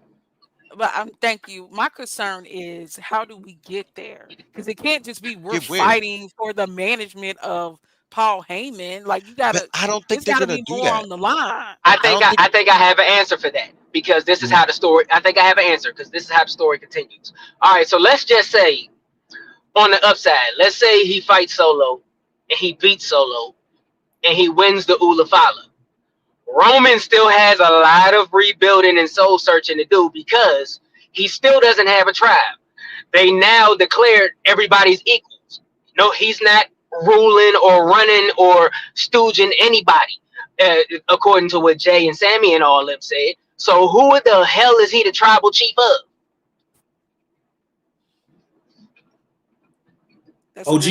Let's look at it from a business standpoint. Roman Reigns makes more money than everybody. and he got the people beat by like Seth the second and all them. He got them beat by 10 million. Let's logically break this shit down. So as a prize person, that's showing that you're the face of the company. Do y'all honestly think that they're going to keep him away from the title? That doesn't even make. Of course, you know what? Even though I had the longest reign of all time, and I have 4 years, y'all ain't going to give me the title no more. Come on, we got to use our fucking brains. Of course, he's going to want that shit. If Roman Reigns has pull in the company, he is not that goddamn humble. He's going to say, "I'm gonna let y'all have it for a few years." Come the fuck on. Right, He's too big of a draw. He's too big of a draw to not be given the title. Let's go. Exactly. I'm sorry. No, because it's too risky, bro. It's too risky. Because how would you expect? I'll tell you this: if they give him the title, he got to fight for that shit. How would you expect Stone Cold to be on TV and be kept around the title for 3 or 4? It don't make no sense from a business. But here's my thing: can we also add the factor? Can we also keep in mind this dude's about to go to Hollywood? Like, I'm pretty sure after 2025, he's gonna end up being a full-time Hollywood actor. So it's like we talking about, we can't keep the title away from him. He's not even gonna show up. Like the man is literally was filming a movie while he was champion. And in addition to that, if he does become a champion, the whole COVID era of wrestling shit is not going to work no more. He got to show up and defend that title. We're not going to be taking. We only having one title on TV. He got to actually a 3-year reign with only 30 title defenses cannot happen again. It's not going to fly with people. Exactly. But Cody only defended the title 7 times. That ain't gonna work. But Cody shows up and wrestles though. He doesn't. Roman didn't even show up on TV at all. We literally had pay-per-views where the damn U.S. title was the main event for 5 and 6 pay-per-views straight.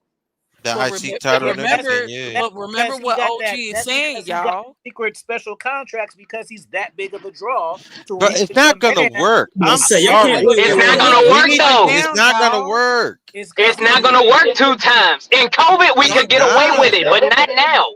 But look what's happening, y'all. We ain't even talking about Cody at WrestleMania. Ain't nobody talking about Cody at WrestleMania. Nobody. Well, right now we're talking about Roman because we brought it up. That's the only reason we're not talking about Cody. Here's my thing. Here's my thing. We need to stop acting like Roman's gonna stay here for the next. We're making it seem like Roman's still a full timer.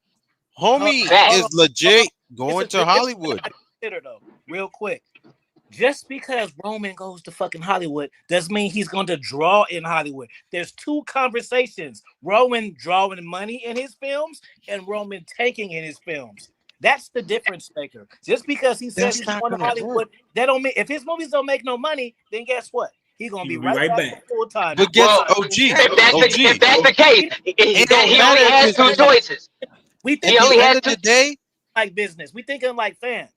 But here's my thing, right? Want to happen, or are we thinking about business? What's going to happen? But when we thought about business, because Roman wasn't on TV and didn't defend that title, they brought the world title back. So if he gets the championship and he's not here to wrestle or defend it, are they bringing a 3rd world title in?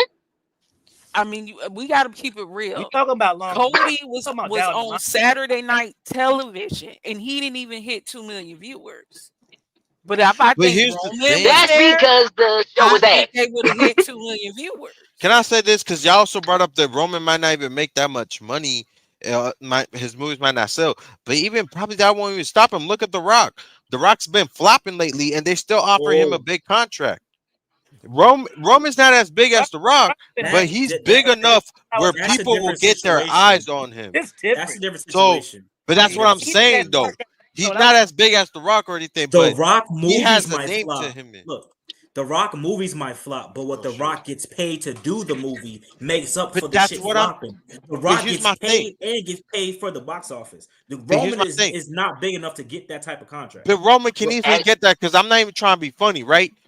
Bro, if The Rock and Roman are as close as they seem, like, keep in mind the first real big movie Roman did was that Fast and the Furious spinoff that had The Rock in it.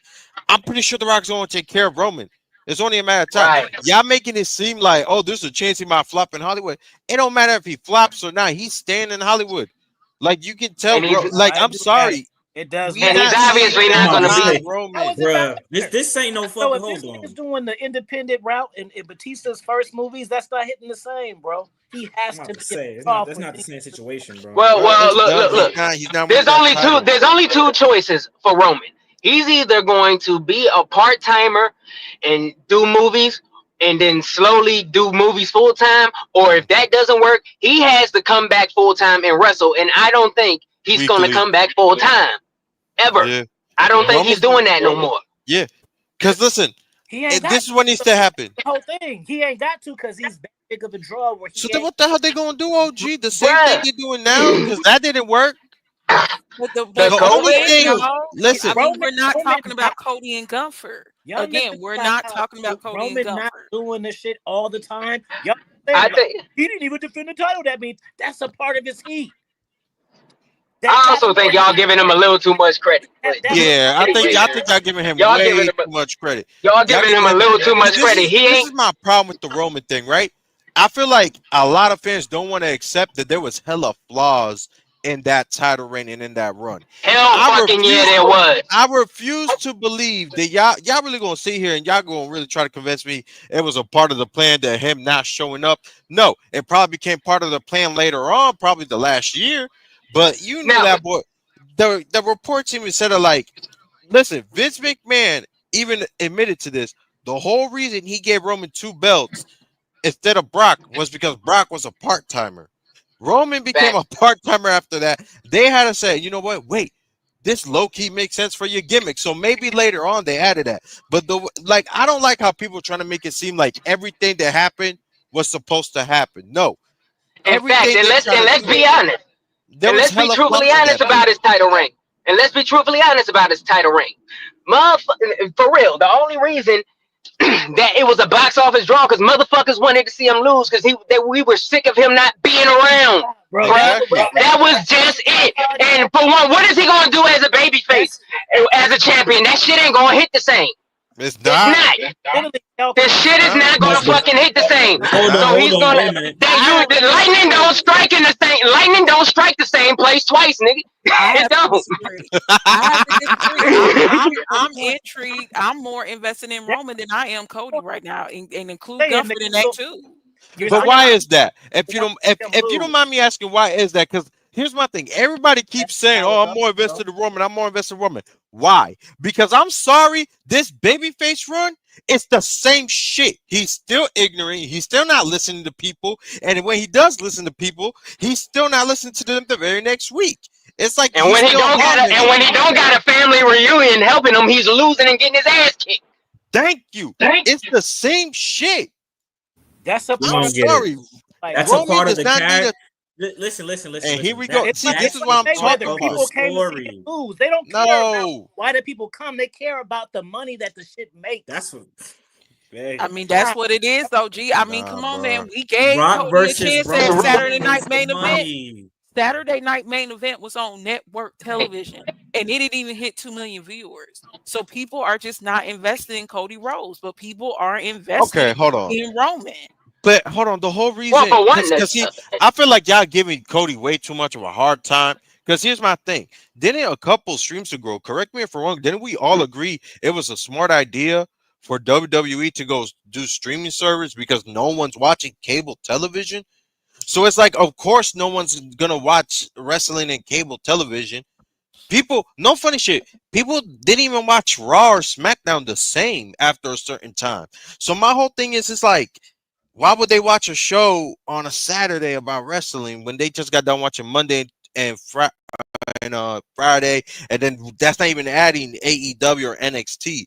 So my whole thing is like, I get it, yeah, Cody this and that, but like we're making it seem like Cody has not one type of connection. Like the fans that show up, they love that man. They have posters and everything. He goes to meet and greets. He does his thing. My whole thing is, it's like there's so many different factors to it. It's not just Roman's the bigger draw, Cody's not a draw. It's other factors to this shit. Well, let me say this. I will never take away what Cody Rhodes has done in the world of wrestling. Yes, he has done the damn thing, and I'll give him his flowers for that. But when it comes to Roman's story, yes, I'm invested because Roman has more going on. Cody held up a wing belt, was representing that wing belt. Y'all went with Saturday Night Main Event. Y'all didn't even show us the story progression where KO had even like pile drive them. So it's like I'm invested in Roman because Box was WWE good. has taken me on the journey with Roman. But can I say Cody's this? journey, I get Mhm. nothing. Let's end it on fuck. I'm talking to Roman Reigns. Let's talk about the real champion, Kevin Owens, motherfucker. Let's talk about somebody who actually I'm not gonna puts the lie. interest Can in I shit. be honest? Kevin Owens is killing it right now. Can I be honest, bro? What's good? I don't like those gimmicks, bro. Oh, I'm the real champion, so here's me, and I have a replica of the belt, and I'm the real champ. Like, shut the fuck up. Ain't no one got time for that shit.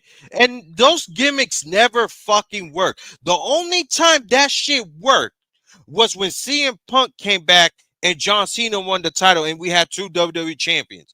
But that only worked because CM Punk actually won the match to become WWE champion, left as the WWE champion. Then when Cena won the new one and he came back, it was like, I'm the real one. You never beat me, and I never relinquished this.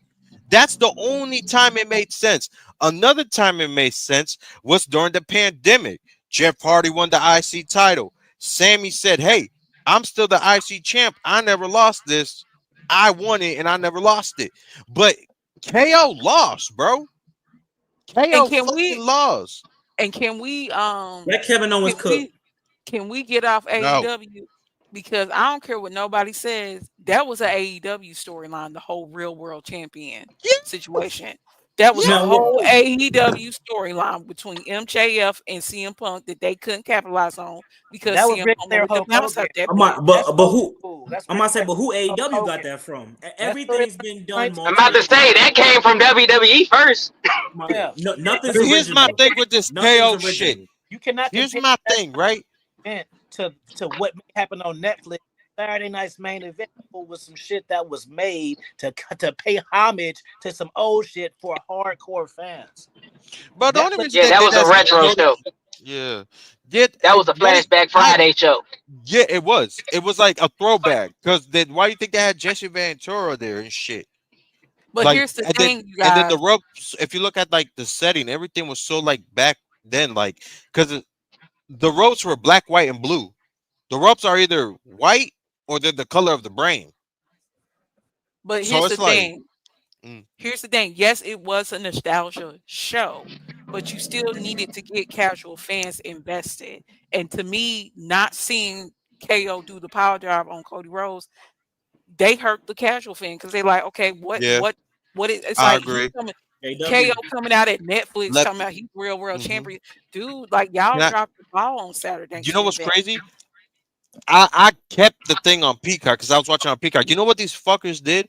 Instead of showing all of that, what happened after the match, what happened after he pushed Triple H and all that, these motherfuckers showed two Charlotte and Becky, right? Charlotte and Becky Yeah. vignettes that were over 3 minutes long each.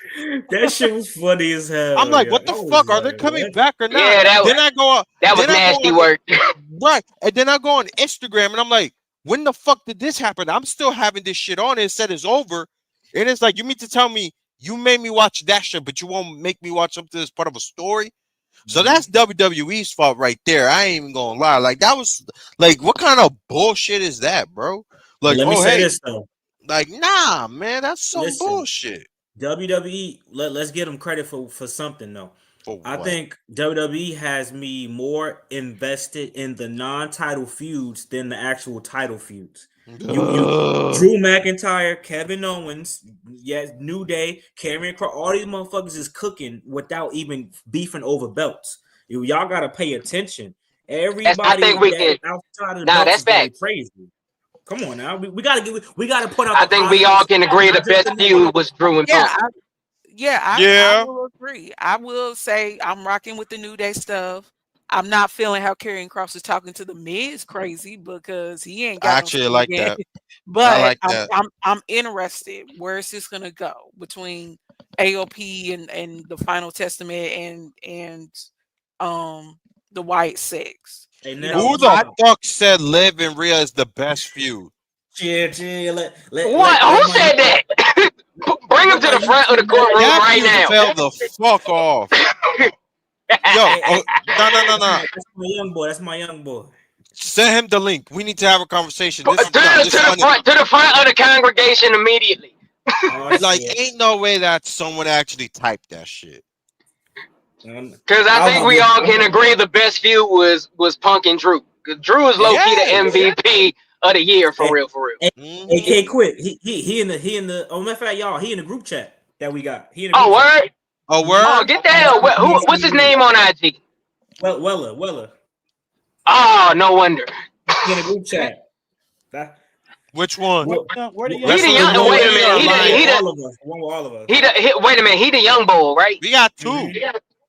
No, the one with air. Yeah. Actually, no. I've been checking young homie out. I see he doing good. But we gotta have a debate just on titles. He said the Winged Eagle title is the ugliest title he ever seen in life. Oh yeah, he might gotta bring his ass in here. No, actually, we gotta have a discussion. Can I say this? The Winged Eagle belt is the most overrated championship belt in the history of professional wrestling. Well, for one, it's not my favorite. My favorite is the Big Eagle and the Big Gold. Yeah, those are my two favorites. Listen, the Big Gold, the Undisputed, and the Spinner belt. Those are some beautiful championships in my opinion. The Big Eagles are right, but that small, the Winged Eagle one, like the small one, I think that shit's overrated. Like, I'm sorry. Personally, I think people just gravitate to the belts they grew up on. Personally. Yeah, but here's my thing. When you put that next to the Undisputed Championship, the Big Gold belt, or the Big Eagle, that shit is so small. It looks like a secondary trophy. But no, I agree with you. I agree with you there. People actually, because the IC title at that time was bigger than that belt. That's what I'm saying. Like you put that belt next to the other world titles they made. That shit looks like a little participation trophy. That's right. Hold on, y'all. Hold on. That's right. Let the man explain why Liv versus Rhea is the best feud right now. Explain yourself. And I just like the feud. I think it's a good feud overall. I think Rhea Ripley's one of the most over stars. Like, okay, listen. It was dragging a little, okay? But people keep boosting. It's not that bad. Bad. Like, come on. I want to say something. Canada in the building, by the way. I want to say this. This is what I'm going to say. If you don't give me a valid reason why that's the best feud of the year, I'm chopping your hair off, gang. I will chop your hair off. I got it right here and everything. Right. Because if we look at it long-term story-wise, it's amazing. Okay, it started in 2023 when Rhea Ripley injured Liv Morgan, and then Liv Morgan started her revenge tour. You guys can't lie. Earlier in the year, you guys were hyped about it. You were hyped when Liv Morgan was shooting at Dom. But then all of a sudden, Rhea Ripley starts beating up Liv Morgan, and then y'all don't like it anymore. So what I'm thinking is y'all are big Liv Morgan fans. And y'all no. All right, here's I'll give you my honest opinion of that. Yeah. Because I was actually really anticipating, like when Rhea came back after her arm got fucked up, I was psyched. But to me, that's when everything fell off because the matches they had didn't live up to what the feud generated, in my opinion. But I'm just saying, because I was thinking now, like with CM Punk and Drew, that Hell in a Cell match they said they had gave me everything anybody could have ever wanted in a blood feud. And like Rhea and them didn't have a match like that yet. Yeah. Can I say this? This is what. Go ahead, Humble. No other female had a strong storyline. I'ma just keep it real. No other female, but those two females had a stronger storyline on TV. It's no shade to Riv and Liv, but they just had the storyline because guess what? Nobody had, even on SmackDown, Bianca and Jade didn't have really much going on. Their whole storyline was just defending the belt. You know, so it's like, and they didn't have reputable opponents either. Yeah, so it's like there was really no females that had anything else going on. So here's the reason why I think the Rhea and Liv story fell off. It's because the whole point was Liv's revenge tour, right? She already beat Rhea and all that. After that, I felt like that was it. unless they're gonna do a match where no one can interfere or in a steel cage or something. But I don't even think they're gonna do that. So my thing is, if this, I'm at a point in the beginning. I feel like Rhea should be retaining. I'm sorry, Liv should be retaining the whole time and move on to a new feud and be like, hey, I said what I was gonna say. But now it's like I don't even care what happens. If Rhea beats her or Liv beats her, just end the story. They dragged it out way too long. Like it went from being about Dominic to being about a title to like who Right. cares now at this point? Yeah, You know? is at the point like when Rhea came out on Saturday night's main event, I was like, what the fuck are they fighting about again? Like, Right. so it's like it's drug out. Like, what's the end goal of the whole fucking shit? Is it just the title? Like, what's the beef? They That's fucked why the I story need up. Tiffany to cash in. Tiffany can cash in, and Tiffany can cash in, take that bet off of Liv, and just add that facet to it. You Look, two caught up they in your fucked the revenge story. tour. Listen, they fucked the story up because they made it about Dominic at first. If they would have kept that the central focus and the belt was a secondary thought, the story still would have been fine if they dragged it on. Because if people get injured, okay, cool, whatever. We still got to finish the story. Then when they're being disingenuous to the fans because they're trying to say that the story is about the belt. Rhea had Dom before she had the belt. Liv had beef with Rhea before the belt was really a thing. They had beef because there was a tag team. She turned on her. Why does Liv give a fuck about getting the belt from Rhea? She just wanted to hurt Rhea. And she heard about taking the guy. That's where whoever wrote the story, they forgot what the story was about because they got too caught up in. Now they're worrying about, oh shit, we forgot about Dom. No, Dom, he's the eye candy for the women, but he still got to have a story too, which is why now they're trying to proactively do the Finn and Dom shit in between the Damian. Another fucking story that need to hurry up and end too, because what the fuck, bro? Like, well, they need to fix that because it seems like they spinning in the circle. It's like going nowhere. bruh. That's what I'm saying. That's what I'm saying. I think it would be good for Tiffany to cash in and get the belt from Liv, and then Tiffany can be like, "You big dummies! You were so focused on going at each other's throats that you didn't pay attention to the main thing." I So need that world championship, OG. yeah. So I Rhea's wouldn't be mad at that. I really wouldn't be mad at that. Think about it. The women's world strap with a pink strap, that's something we didn't even think about. That shit might look Oh good. yeah, she gonna bedazzle the shit out that damn strap. She gonna have fucking rhinestones and glitters and shit. Yeah.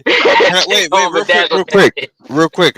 This has nothing to do with conversation, but what's your thoughts on everybody's reaction to hearing the news that Rey Mysterio Sr., Rey Mysterio's uncle, passed away? Because like if you like the comments, everybody's like, "Oh my god, you had me scared for him," and I thought it was our Rey Mysterio and shit. Like, I'm gonna tell you this. This shows that not a lot of people know their history. Just in how the name is spelled, I knew exactly it was Senior. Exactly. You know what I mean? Like, a lot of people aren't historically vested when it comes to wrestling. Because my not thing even is that. People just don't read. You know how many people posted a picture of Rey Definitely. Mysterio rest in peace? I'm like, y'all niggas stupid. That's my thing. I'm like, yo, it says Rey Mysterio Sr. And then people are like, wait, why does it say Senior? His dad wrestled? And it's like, no, motherfucker, his uncle. He's Rey Mysterio. And also, Rey Mysterio Sr. spells Mysterio with an I, not a Y. So I knew that off rip. So it's like, oh my god, that's really crazy, bro. Mysterio ain't 66. That's what gets me. Oh yeah, that too. What y'all think about this though? King Ellie, thanks for the donation. Is Tiffany facing Charlotte at Mania for the belt? No. Oh, it's happening, y'all. Charlotte got to get her 17th win. I'm about to say, I think that's gonna happen too. I don't know if she's gonna win, but I think Tiffany cashes in on Nia, and then OG, what you think about that idea? Tiffany and Charlotte for the belt. I don't know. I gotta watch some more Tiffany stuff because it seemed like Charlotte will expose her, and Charlotte got too much. I think she might expose Tiffany if they had a match. I don't know. I mean, Tiffany, she's good, got charisma in the mouth, but I'm saying the way Charlotte puts on her matches, it seemed like I don't know. It seemed like she would expose Tiffany that she's way better than her.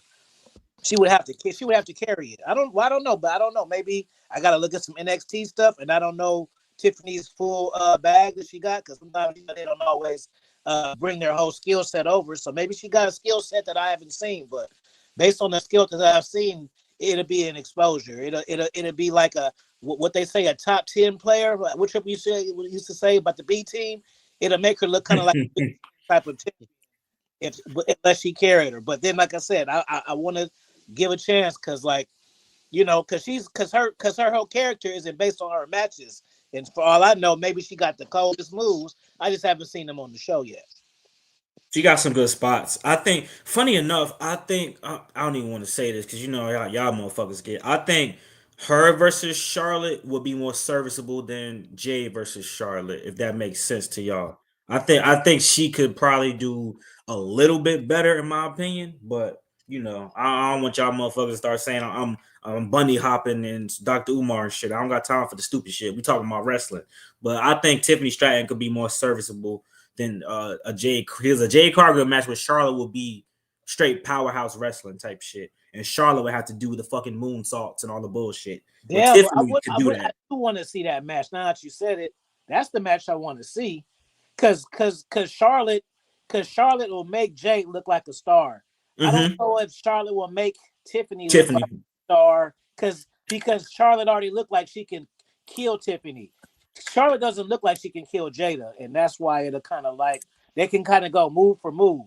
It seemed like with Tiffany, she'll have to like cut a little slack, the same way the brother was cutting the slack on Tyson. Like, he could be doing certain shit, but he ain't doing it. Like, I would want to see Jaden, because Charlotte could because they look like a good matchup. That looks like a matchup. They both got built. They about the same height.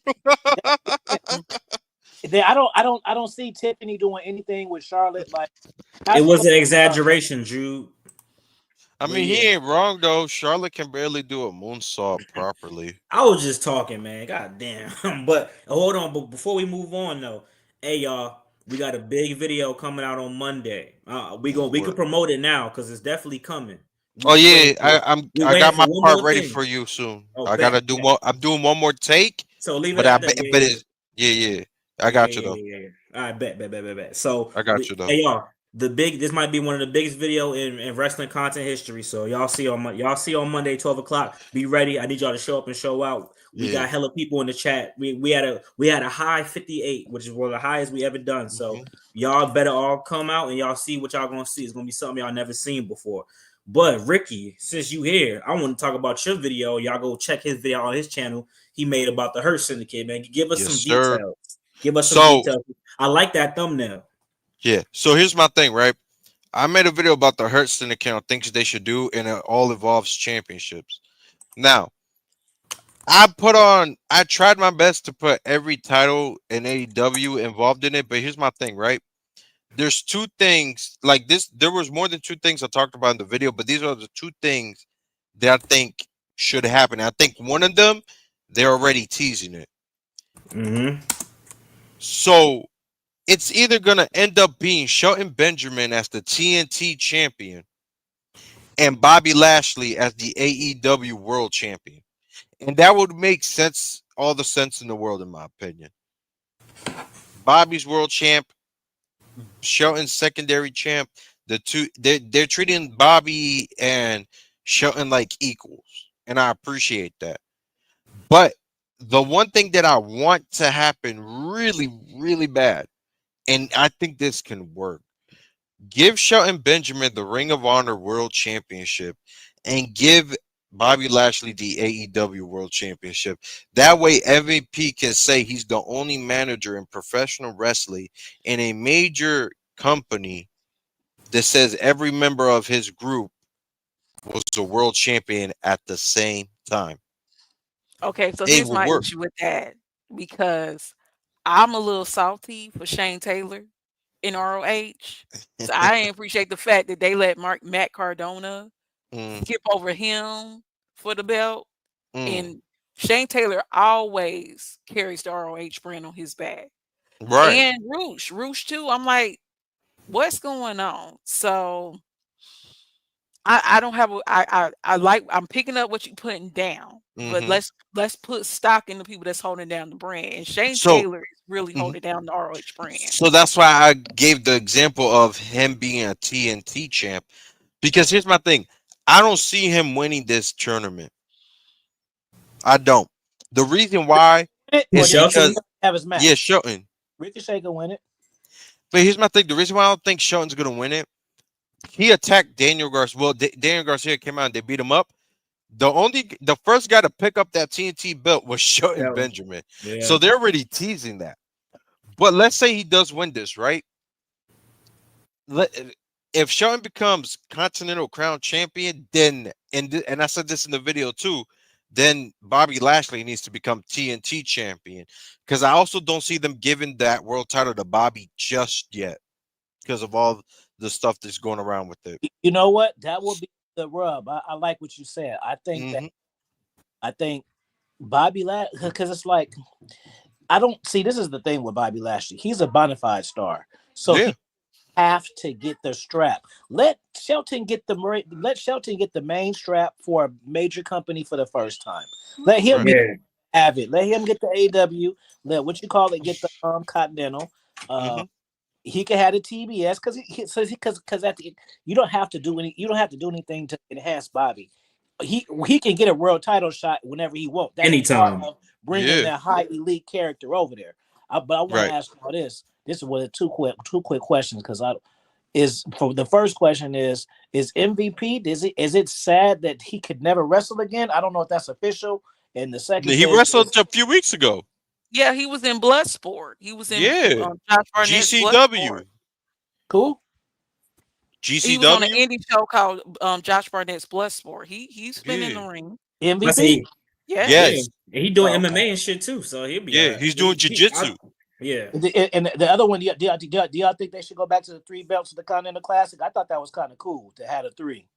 What y'all think? Oh, well, here's the thing. The reason why they did that is because that was supposed to be like Eddie's year, Eddie Kingston's year. Because remember, say what you want, Eddie Kingston was over with the crowd. He's actually one of my favorite AEW wrestlers. So I think the whole reason they's like, oh, hey, the Ring of Honor title is going to be in it and the New Japan Strong Open Weight is because it's like, oh, okay, they're going to give it to Eddie because people were like, yo, make Eddie feel important. And they're like, okay, he's a Triple Crown champ. So that's why he had, and it made sense. Like the man that went from nothing to having the world title in Ring of Honor, the new title in AEW, and one of the most respected titles in New Japan. So that's the reason why they did it. The whole thing was supposed to be one belt if they were gonna pick anybody else. So, but my thing is this. And I didn't get to add this on my video, but another route they can do, because we keep forgetting that Tony Khan has a good relationship with New Japan. What if like Shelton becomes New Japan Pro Wrestling Champion, like IWGP? I wouldn't have a problem with that. Yeah, I because like I that way Bobby can become AEW champ, and he doesn't have to take opportunities away from Ring of Honor. Me personally, I think it should be Ring of Honor. That way Tony can be like, hey, I made him a world champion, and also I took your guy that you made a world champion, but you didn't use right, and now they're my top guys. But I also wouldn't mind Tony being like, hey, Mm. give him that IWGP title. I wouldn't mind Sasha now going now over if there. they I give it wouldn't to mind Sasha joining Sheldon, the Hurt Business. Hmm. Would y'all mind if Sasha joined the Hurt Business, the Syndicate? Would if Sasha? Ah, I think she no, should. I think she no, should. I think she please, should. no, so Sasha, A woman no. will be a good but addition to the group to me. here's my thing. Here's my thing. Right. At first, I was like, yeah. Now it's like, if anybody should join, like, first of all, I think I said this in the last stream. In the last stream, it should be someone like Samoa Joe or someone like Warlord or something like that to join them. Someone that's similar to them. Because the more I'm thinking about it, Mercedes, besides the fashion, and her name is the CEO, and they're like, they talk about business and they got a business card. What really do they have in common, to be honest? That part, That's and the to only part they me, got. Yeah, Sasha go ahead. would have to upgrade her fashion. You Yes. can't be coming out with them rainbow color wigs talking about you a part of the Hurt Business. Like, Right, to me, because if that's the they thing. want, They're if the just like, Hurt Business, go ahead, Humble. yeah, I'm so sorry. yeah, like if they wanted a female, I would Mhm. say go with Queen Aminata. She's got nice skin, a beautiful figure. Give that young lady the rub. But Red Velvet. yeah, Red Velvet. I can see Red Velvet. I wouldn't mind if they do Layla Gray. You know what I'm saying? Okay. It's females out there. Sasha, I would tell Sasha, look, if you are the CEO and you want to be a part of this, the fashion's got a fashion. You And that can't be lap's coming out gotta of go. That yeah, lap's like you gotta go. can't. I'm Yeah, sorry. it's like That lap cannot fit with the whole theme of the Hurt Syndicate. It cannot. yeah. Kier So, Hogan would be a nice addition to yeah. I'm with that. I was Or gonna say I agree. I would. They will I put said some this on my respect on the video trios. too. They Listen, should I be said this trios. on my video. I said that the Hurt Syndicate, they could be trios champ, but I don't see MVP wrestling in AEW anytime soon. So that's why I think it's not gonna happen.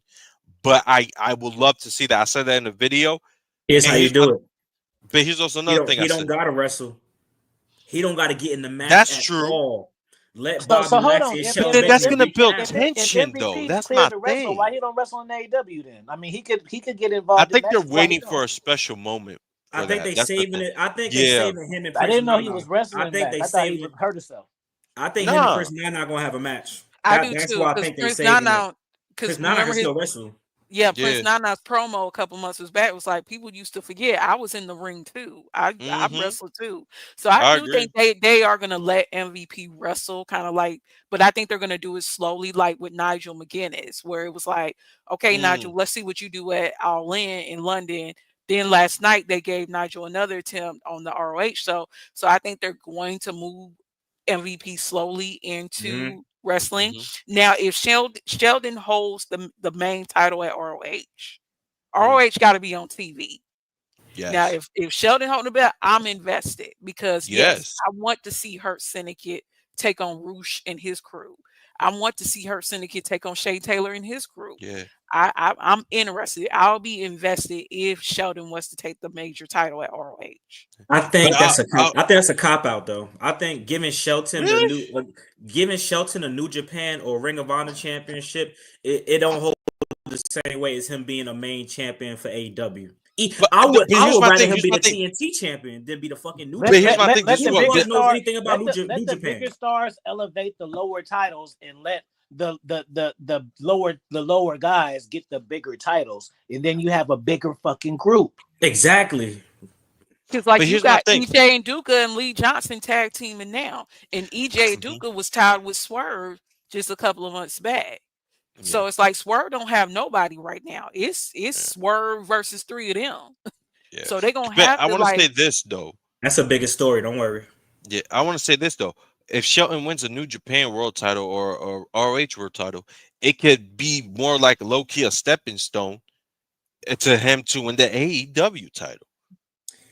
I don't think they're gonna be around for that long to be wasting time like that. Well, Real. it's I a don't long think term so, bro. deal. They're getting paid a lot of money and they got a lot of years in that deal, like sort of like Christian Cage. So they actually gonna be there for a while. And as a matter of fact, I want to say this, and I think I might have to make a separate video about it. There you go, bro. There you go, right there. What happened? Christian Cage need to get to be the next champ, and then He gonna Shelton get need it. to take it off of Christian Cage. They I would already love got to see that. him chemistry. Mhm. Let him, Shelton be the one to take it off Christian, bro, and then Christian gets his main event level type thing going on too. That's how it Yeah. need to happen right there. But here's my thing. We also need to remember, I don't know if y'all saw the press conference after Bobby's Hey, first pay-per-view Jude. match. Jude, But sit down. Sit what this I one can out, see. y'all. Jude, sit this one out. No, Shut we the not doing that. fuck. Take that comment out of my face, bro. Like get that shit out of here, bro. The fake Velveteen Dream. Please don't say that shit again, bro. Isn't that fat motherfucker that shakes his ass? Yeah. They really gave that man a Velveteen Dream gimmick. Exactly. Try to He's play in my legit. face. Get the fuck out of He here. looks like he ate Velveteen Dream. How the fuck would he be no? Anyway, Anywho, as I was saying, Jude is crazy. we keep forgetting that. I don't know if y'all saw the press conference. Someone asked, "Hey Bobby, you used to do MMA a lot. You say you still like it. Would you still do it? And Tony, would you let him? Tony said, absolutely. I'll let him do MMA and pro wrestling at the same time. And Bobby's like, oh, that's interesting. Because the whole problem because people keep saying, oh, he never made it to the UFC. The UFC actually offered him a couple of fights. He said, oh, I'm not going to do it because you guys won't let me do wrestling. Bellator said, hey, we'll let you do wrestling, which is why he was in TNA and Bellator. So there's a good chance that Bobby may fight in an MMA promotion. Like, let's say, because again, they're not going to do it in the UFC. They're on WWE and all that shit. Man. Yeah. I can see either him going back to Bellator or him joining one championship or PFL, something like that. So we need to look at that aspect too. And isn't Ngannou in PFL? Yes. Ngannou? Yeah. Francis Ngannou, yeah. And which that's my thing. Let's say in a hypothetical situation, Bobby gets signed, wins matches after matches. Then we get that. He wins the PFL heavyweight championship. You know Tony Khan's going to be like, hey, PFL, let's make some business. Let us bring your belt to our TV. And then you got him walking around, right, with the heavyweight championship of MMA and PFL, right? And I can see if Tony is a businessman, he's going to give the AEW title to Bobby at the same time to be double champ. I can see that. It was the story back earlier here that the Khans was interested in buying Bellator. Exactly. They interested in buying MMA too. So here's my thing. I can see a scenario where that happens. Or if not, and maybe people ain't gonna like to hear this, but I wouldn't mind seeing this. Bobby is a world champion in MMA, and then Shelton's AEW champ. Hey, because keep in mind, the promo was the Hurt Syndicate, we're here to take over. So what's better to take over than to have someone like Bobby, one of the most recognized professional wrestlers and legit real MMA fighter, go and actually bring a world title from MMA, a legitimate one, and then have Shelton Benjamin take care of professional wrestling. Like, they're all going to be wrestling, but Bobby's going to do MMA as well. You know what I mean? It will get more of a mainstream audience. Exactly. Too risky. But here's what you do. What if Bobby go over there and get his fucking ass whooped? But this is what's the beautiful part, Couch. Listen. First of all, would he really look bad? Would he really look bad? This is Bobby Lashley. Like, if Bobby Lashley gets his ass whooped, I don't think people are gonna be like, hold on, OG. I don't think if Bobby gets beat up in like MMA, I don't think people are gonna be like, you made the company look bad. I think people are gonna be like, oh shit, whoever beat Bobby Lashley is a bad motherfucker. Dude that just went into this match. Can I say this? But he wasn't. You didn't know. Nobody thought he was coming back to wrestling for it to affect a wrestling career. If CM Punk got beat down like that and he was wrestling at the same time, it'd tank him. But you guys got to understand that's what they got Gable Stevenson doing now. He didn't make it into WWE, so now they streamlining him to UFC. Yeah, but here's the thing, though. And he gonna get his fucking ass whooped too. Well, actually, I don't think so. Let me tell you why. Gable Stevenson's a gold medal wrestler. He can wrestle. Yeah, listen. I think he needs to work on his grounding pound, and then I think he'll be. And that'll save him for like the first 5 to 10, like 5 matches of his career, if he does like 1 or 2 matches a year. But don't think Endeavor and TKO ain't in them. I'm sorry, Ricky. Don't think Endeavor and TKO is not in those young people's ear at NXT being like, hey, you not getting no TV time. Come over here to the UFC. That's what I'm saying. I can see Lola Vice going there. I'm not gonna lie. Let's say they got nothing for Lola Vice. Hey, UFC, you wanna really like let's make this TKO merging thing matter. Let's have Lola Vice do a little match with unranked fighter. That's gonna get eyes. I'm telling you, I see that happening. It's just gonna take time. But I was trying to say earlier though, you said it's too risky. Bro, didn't we say Bobby should be treated like Brock Lesnar? Exactly. Have that motherfucker only have pay-per-view matches where he squashes motherfucker. Because, like, you can do the whole Bobby Lashley undefeated for a good year, in my opinion. You can do that. It's believable as fuck. Like, Like, I don't know about y'all, but I can see so many good things coming from this. Like, it can help AEW bring new eyes to the product. I mean, yeah, it's not the UFC, but keep in mind, even people are getting mad at the UFC mainly because of Dana White. Let's be real. But like, PFL got eyes, one championship got eyes, Bellator still got eyes on them, especially when these MMA promotions are doing PFL versus Bellator. They're doing stuff like that. So like, I'm telling you, man, like, I got a question though. what? Y'all ready to have some fun before we end the stream? Mm-hmm. All right. Give me 1 second. Ricky, I think you know what time it is. It's Tiffy time? No, let me stop. Dun dun dun. Oh, my We brain are is not looking. ready for this, gang. We are looking at the 2022 WWE roster, and we are going 2022. to rank 5 people each. Why Whoever you want to 2022 choose. again? No, I'm gonna show you. So we got main event, high card, mid card, low card, jobber. You don't gotta rank them based off of where they was in 2022. You can rank them based off of where they are now if you want. But Oh, let's get it. I'll start us off. mhm. In 2022, I'm gonna go off of where they were. Becky Lynch was killing it in 2022.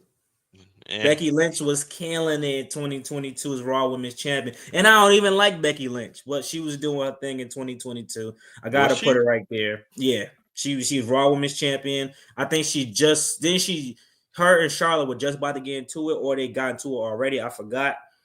Yeah, when they was But, supposed to switch the belts and she threw it. yeah. Oh, yeah. You right. Yeah, that's valid. I'm gonna go Carmelo Hayes. I'm Ugh. gonna He was go so. high. Wait a minute. Wait. Didn't he It's debut in 2022? but No, Carmelo, look I think no. debuted in 2020 when it was still This black is and when gold. he Okay. had the best NXT North American Championship run. This is when he was putting people jerseys up in the stands and going crazy. You think that was So the best North American title yeah, run? you just listen. I think it was the You bugging, best. gay. Obafemi's was the longest, but I think Carmelo Hayes and Wesley are the ones. Is either one of them that had the best North Velveteen American Dream. Championship run. Man, I mean, shout out to Velveteen Dream, but What you mean, man? That shit was dope as fuck.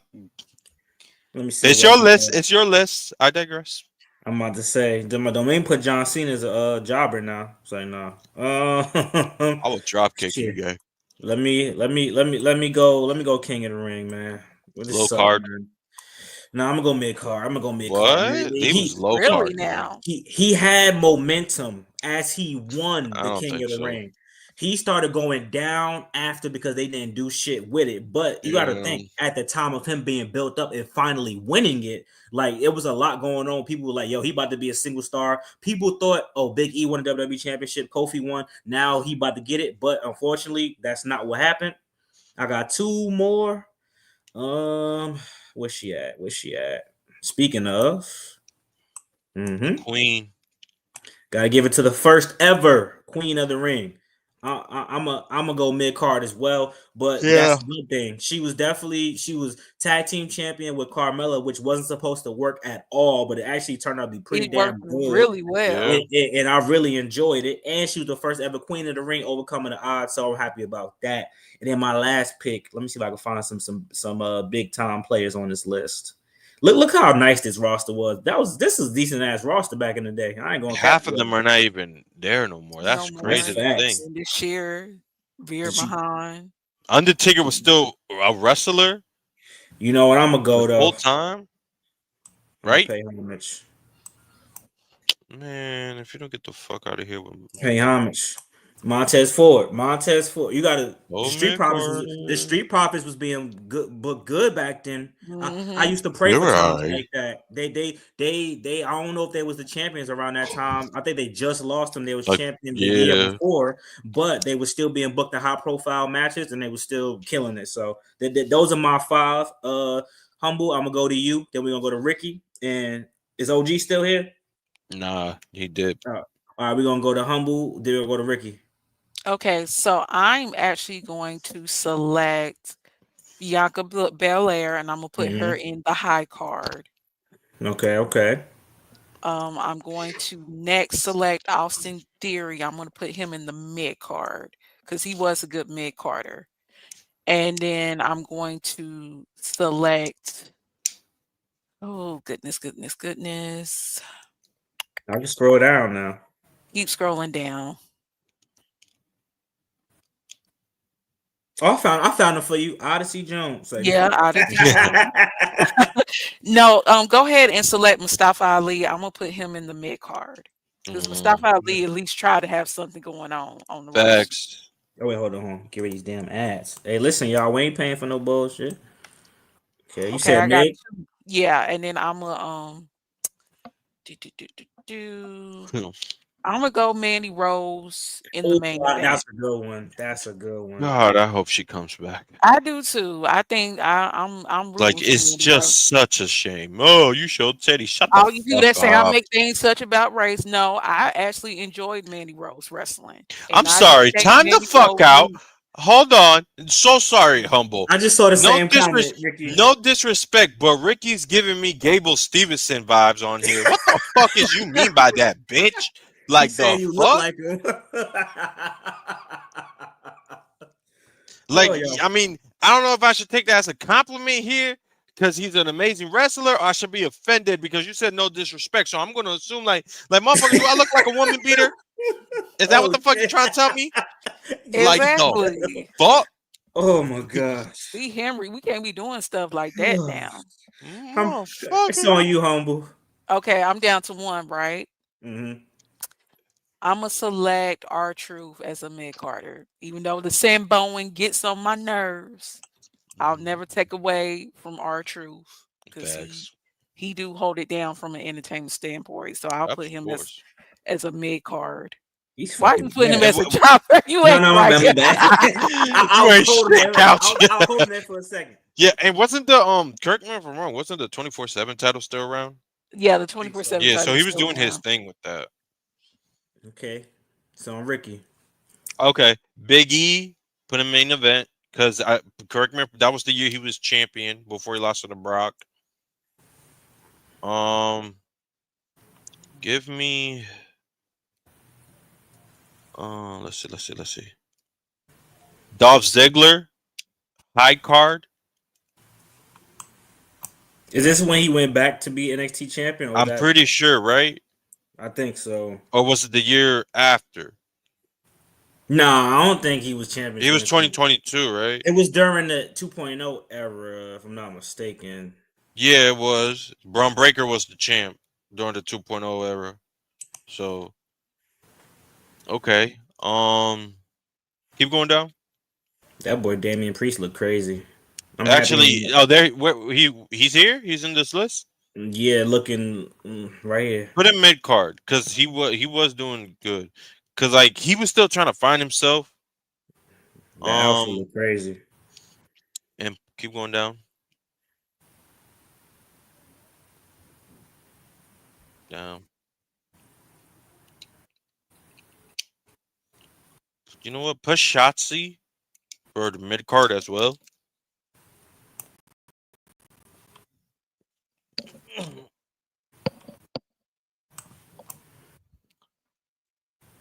How many I got left? You got one. You got 1, 2, 3, 4. One more. All right, and let me see.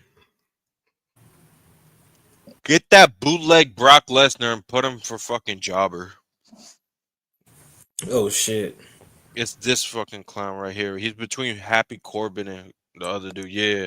Who the fuck is this? The dude that got fired? That's Laura. That's not Laura Sullivan, right? No, remember the guy that went viral because he was a football player and then WWE signed him and he looked exactly like Brock Lesnar, just tatted up.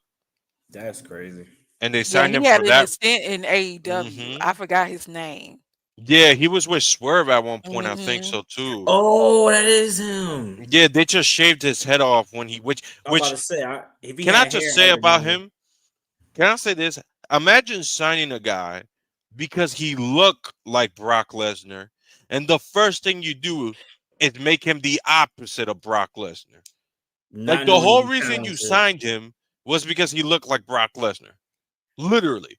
And then you fight, and the first thing you do is to make him the most un-Brock Lesnar thing ever. Like, the fuck? This wasn't a bad roster back in the day. I ain't going to cap with y'all, man. And some of them have potential still. Wait, so somebody's in here who's in OG. Uh-oh. Oh, wait a minute now. Yo. OG back. OG. You know what this means, right?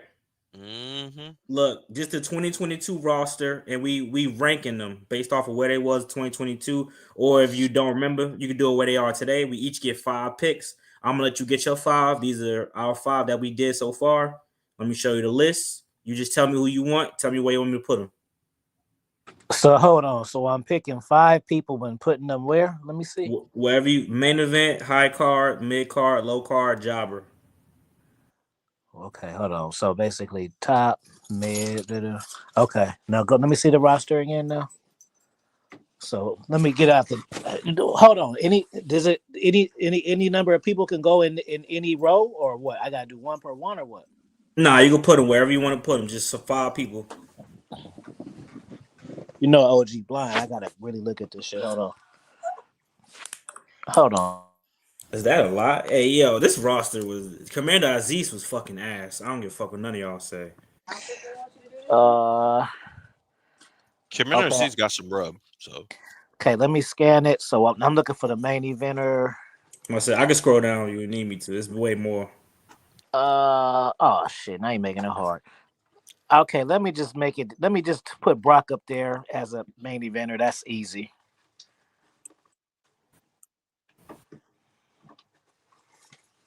So Brock, and then who's also a main eventer? You said this is 2022.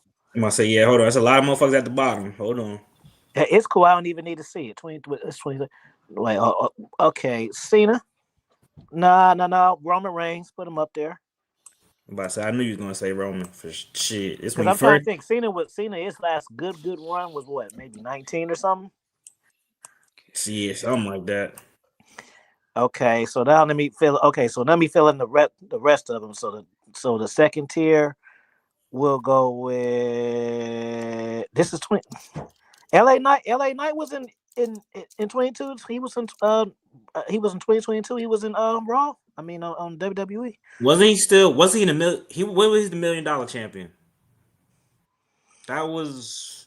I feel like that was around 2.0, right, y'all? That was during pandemic. Wait, who are we talking about? LA Knight. Yeah, he was the $1 million champion during the pandemic era, before 2.0. I'm gonna put. Okay, I'm gonna. Okay, down. Okay, go back down a little more. I was gonna say Kevin Owens, but I'm thinking about the year though. So go down some. All right. Okay, let's put Kevin Owens in the second tier one. Okay, where he at? Just seen that nigga. And then let's put Randy Orton up there too, next to him. Gotcha. Oh, I see him. Kevin Owens. And you got one more. Who's my You said where you want to put? You said the high, right? Yeah, All right. And then you said Randy Orton. So let me and put him up there too. And then let me find my mid card. Where the fuck is mid card extraordinaire? I'm gonna book Braun. No, AJ Styles. Even though I don't think that, I don't want to put them all at the top too. Gotcha. Hold on. Let me bring this motherfucker up. So you said him mid, right? I mean, no. So high. now he's so now AJ's getting his United States and Intercontinental Champion runs. So he can be mid. Yeah. All right, but let's do this. So this was cool. Let's do one more. Let's see if I can find the one that I made that pissed a lot of people off. See if I can find it real quick. Black wrestlers. And I'm about to say, Ricky, I got to DM you too. I got a great idea. Oh shit, that's what's up. My shit pop up on Google and shit. My fucking video. That's dope. Have been better. Let me see. Okay.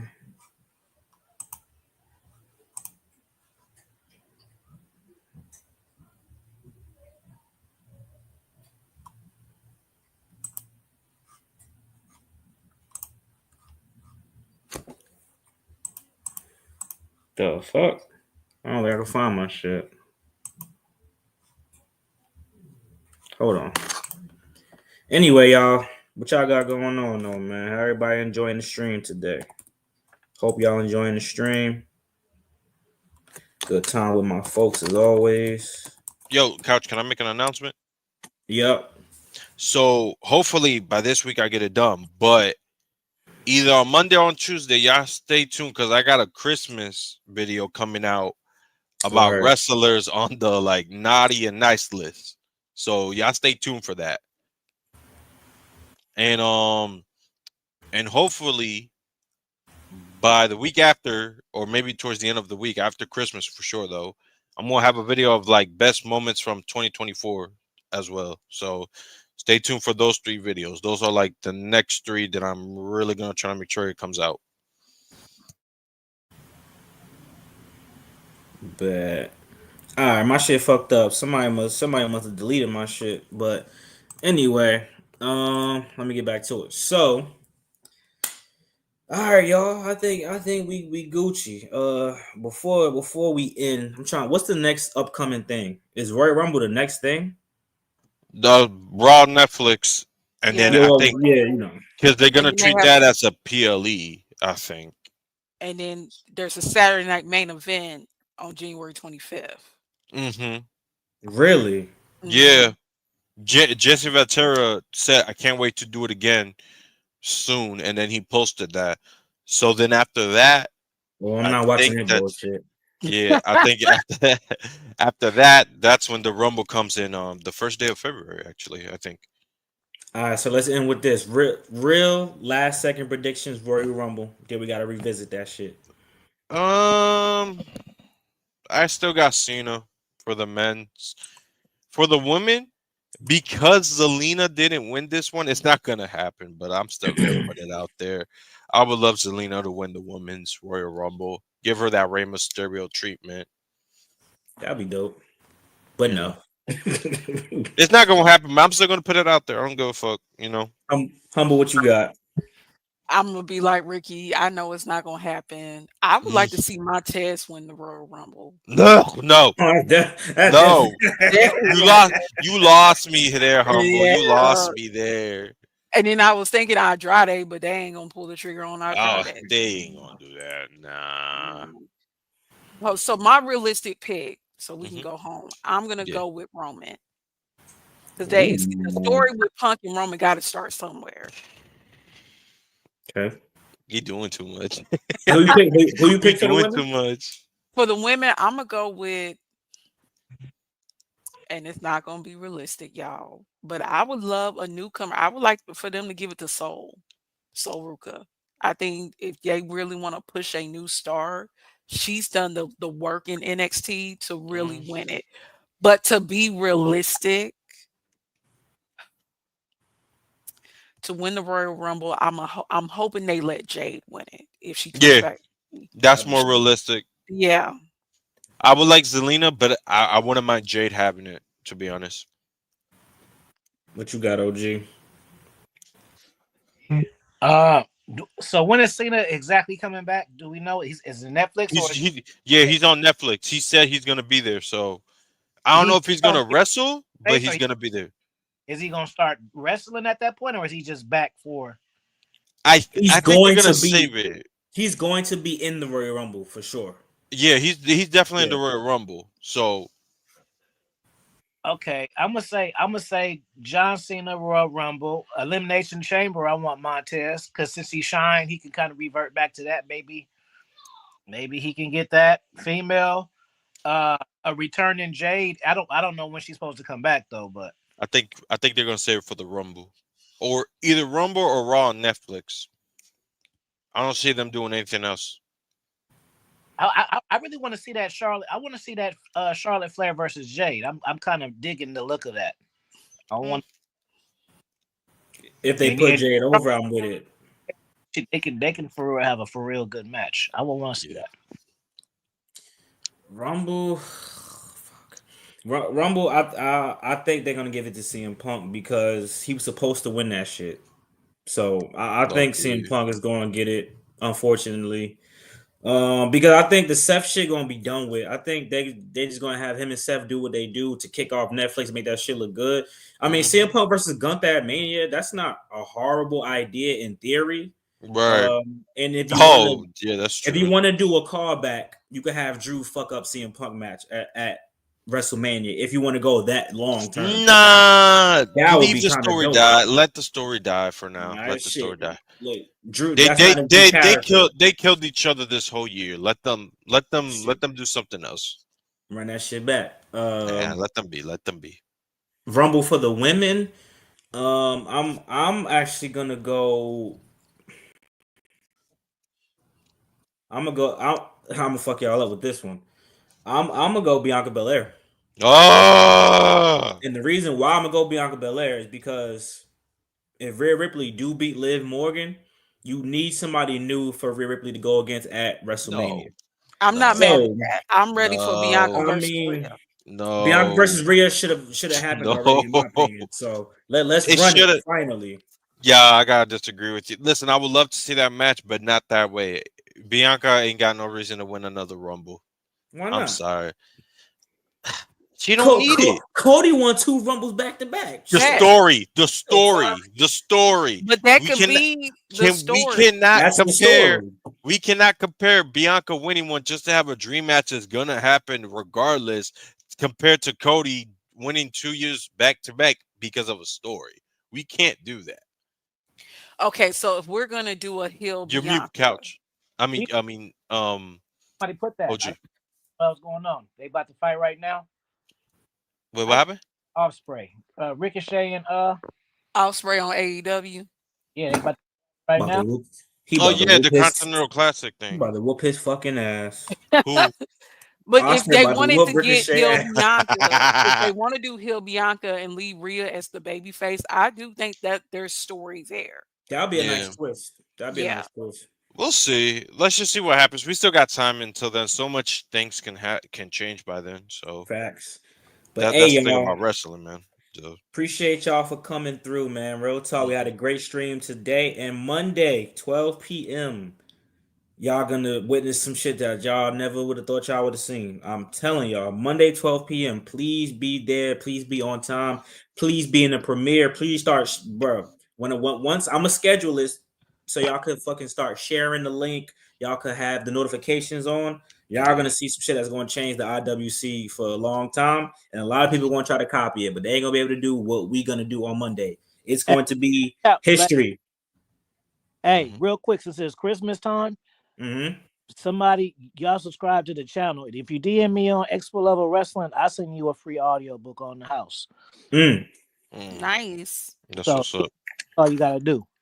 And if you don't, I got books about a lot of different shit. Just I'll be kicking on Amazon. I'll hook you up though for free. Yeah. You said what? You said to DM your Instagram?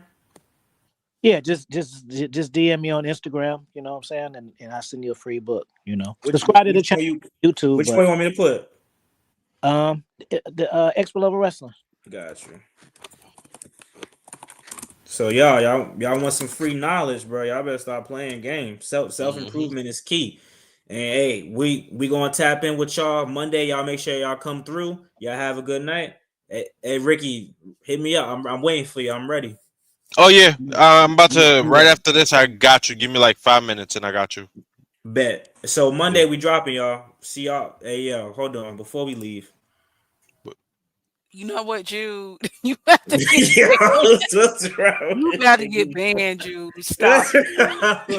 Ain't no one want to see that, gang. Yeah. No one wants to see. If we didn't want to see the Hunkosaurus or whatever that thing was called with the Funkadactyl girls, what makes you think we want to see that? What makes you think we want to see that? Nah, bro. You bugging. We out. Hey, Ricky, I'm about to DM you. I got a good idea for you. All right, bet. Say less. Happy holidays, y'all. Happy holidays, y'all. Peace out, Couch. Peace out, OG. Bye, Humble. Peace out. Everybody take care. Stay safe.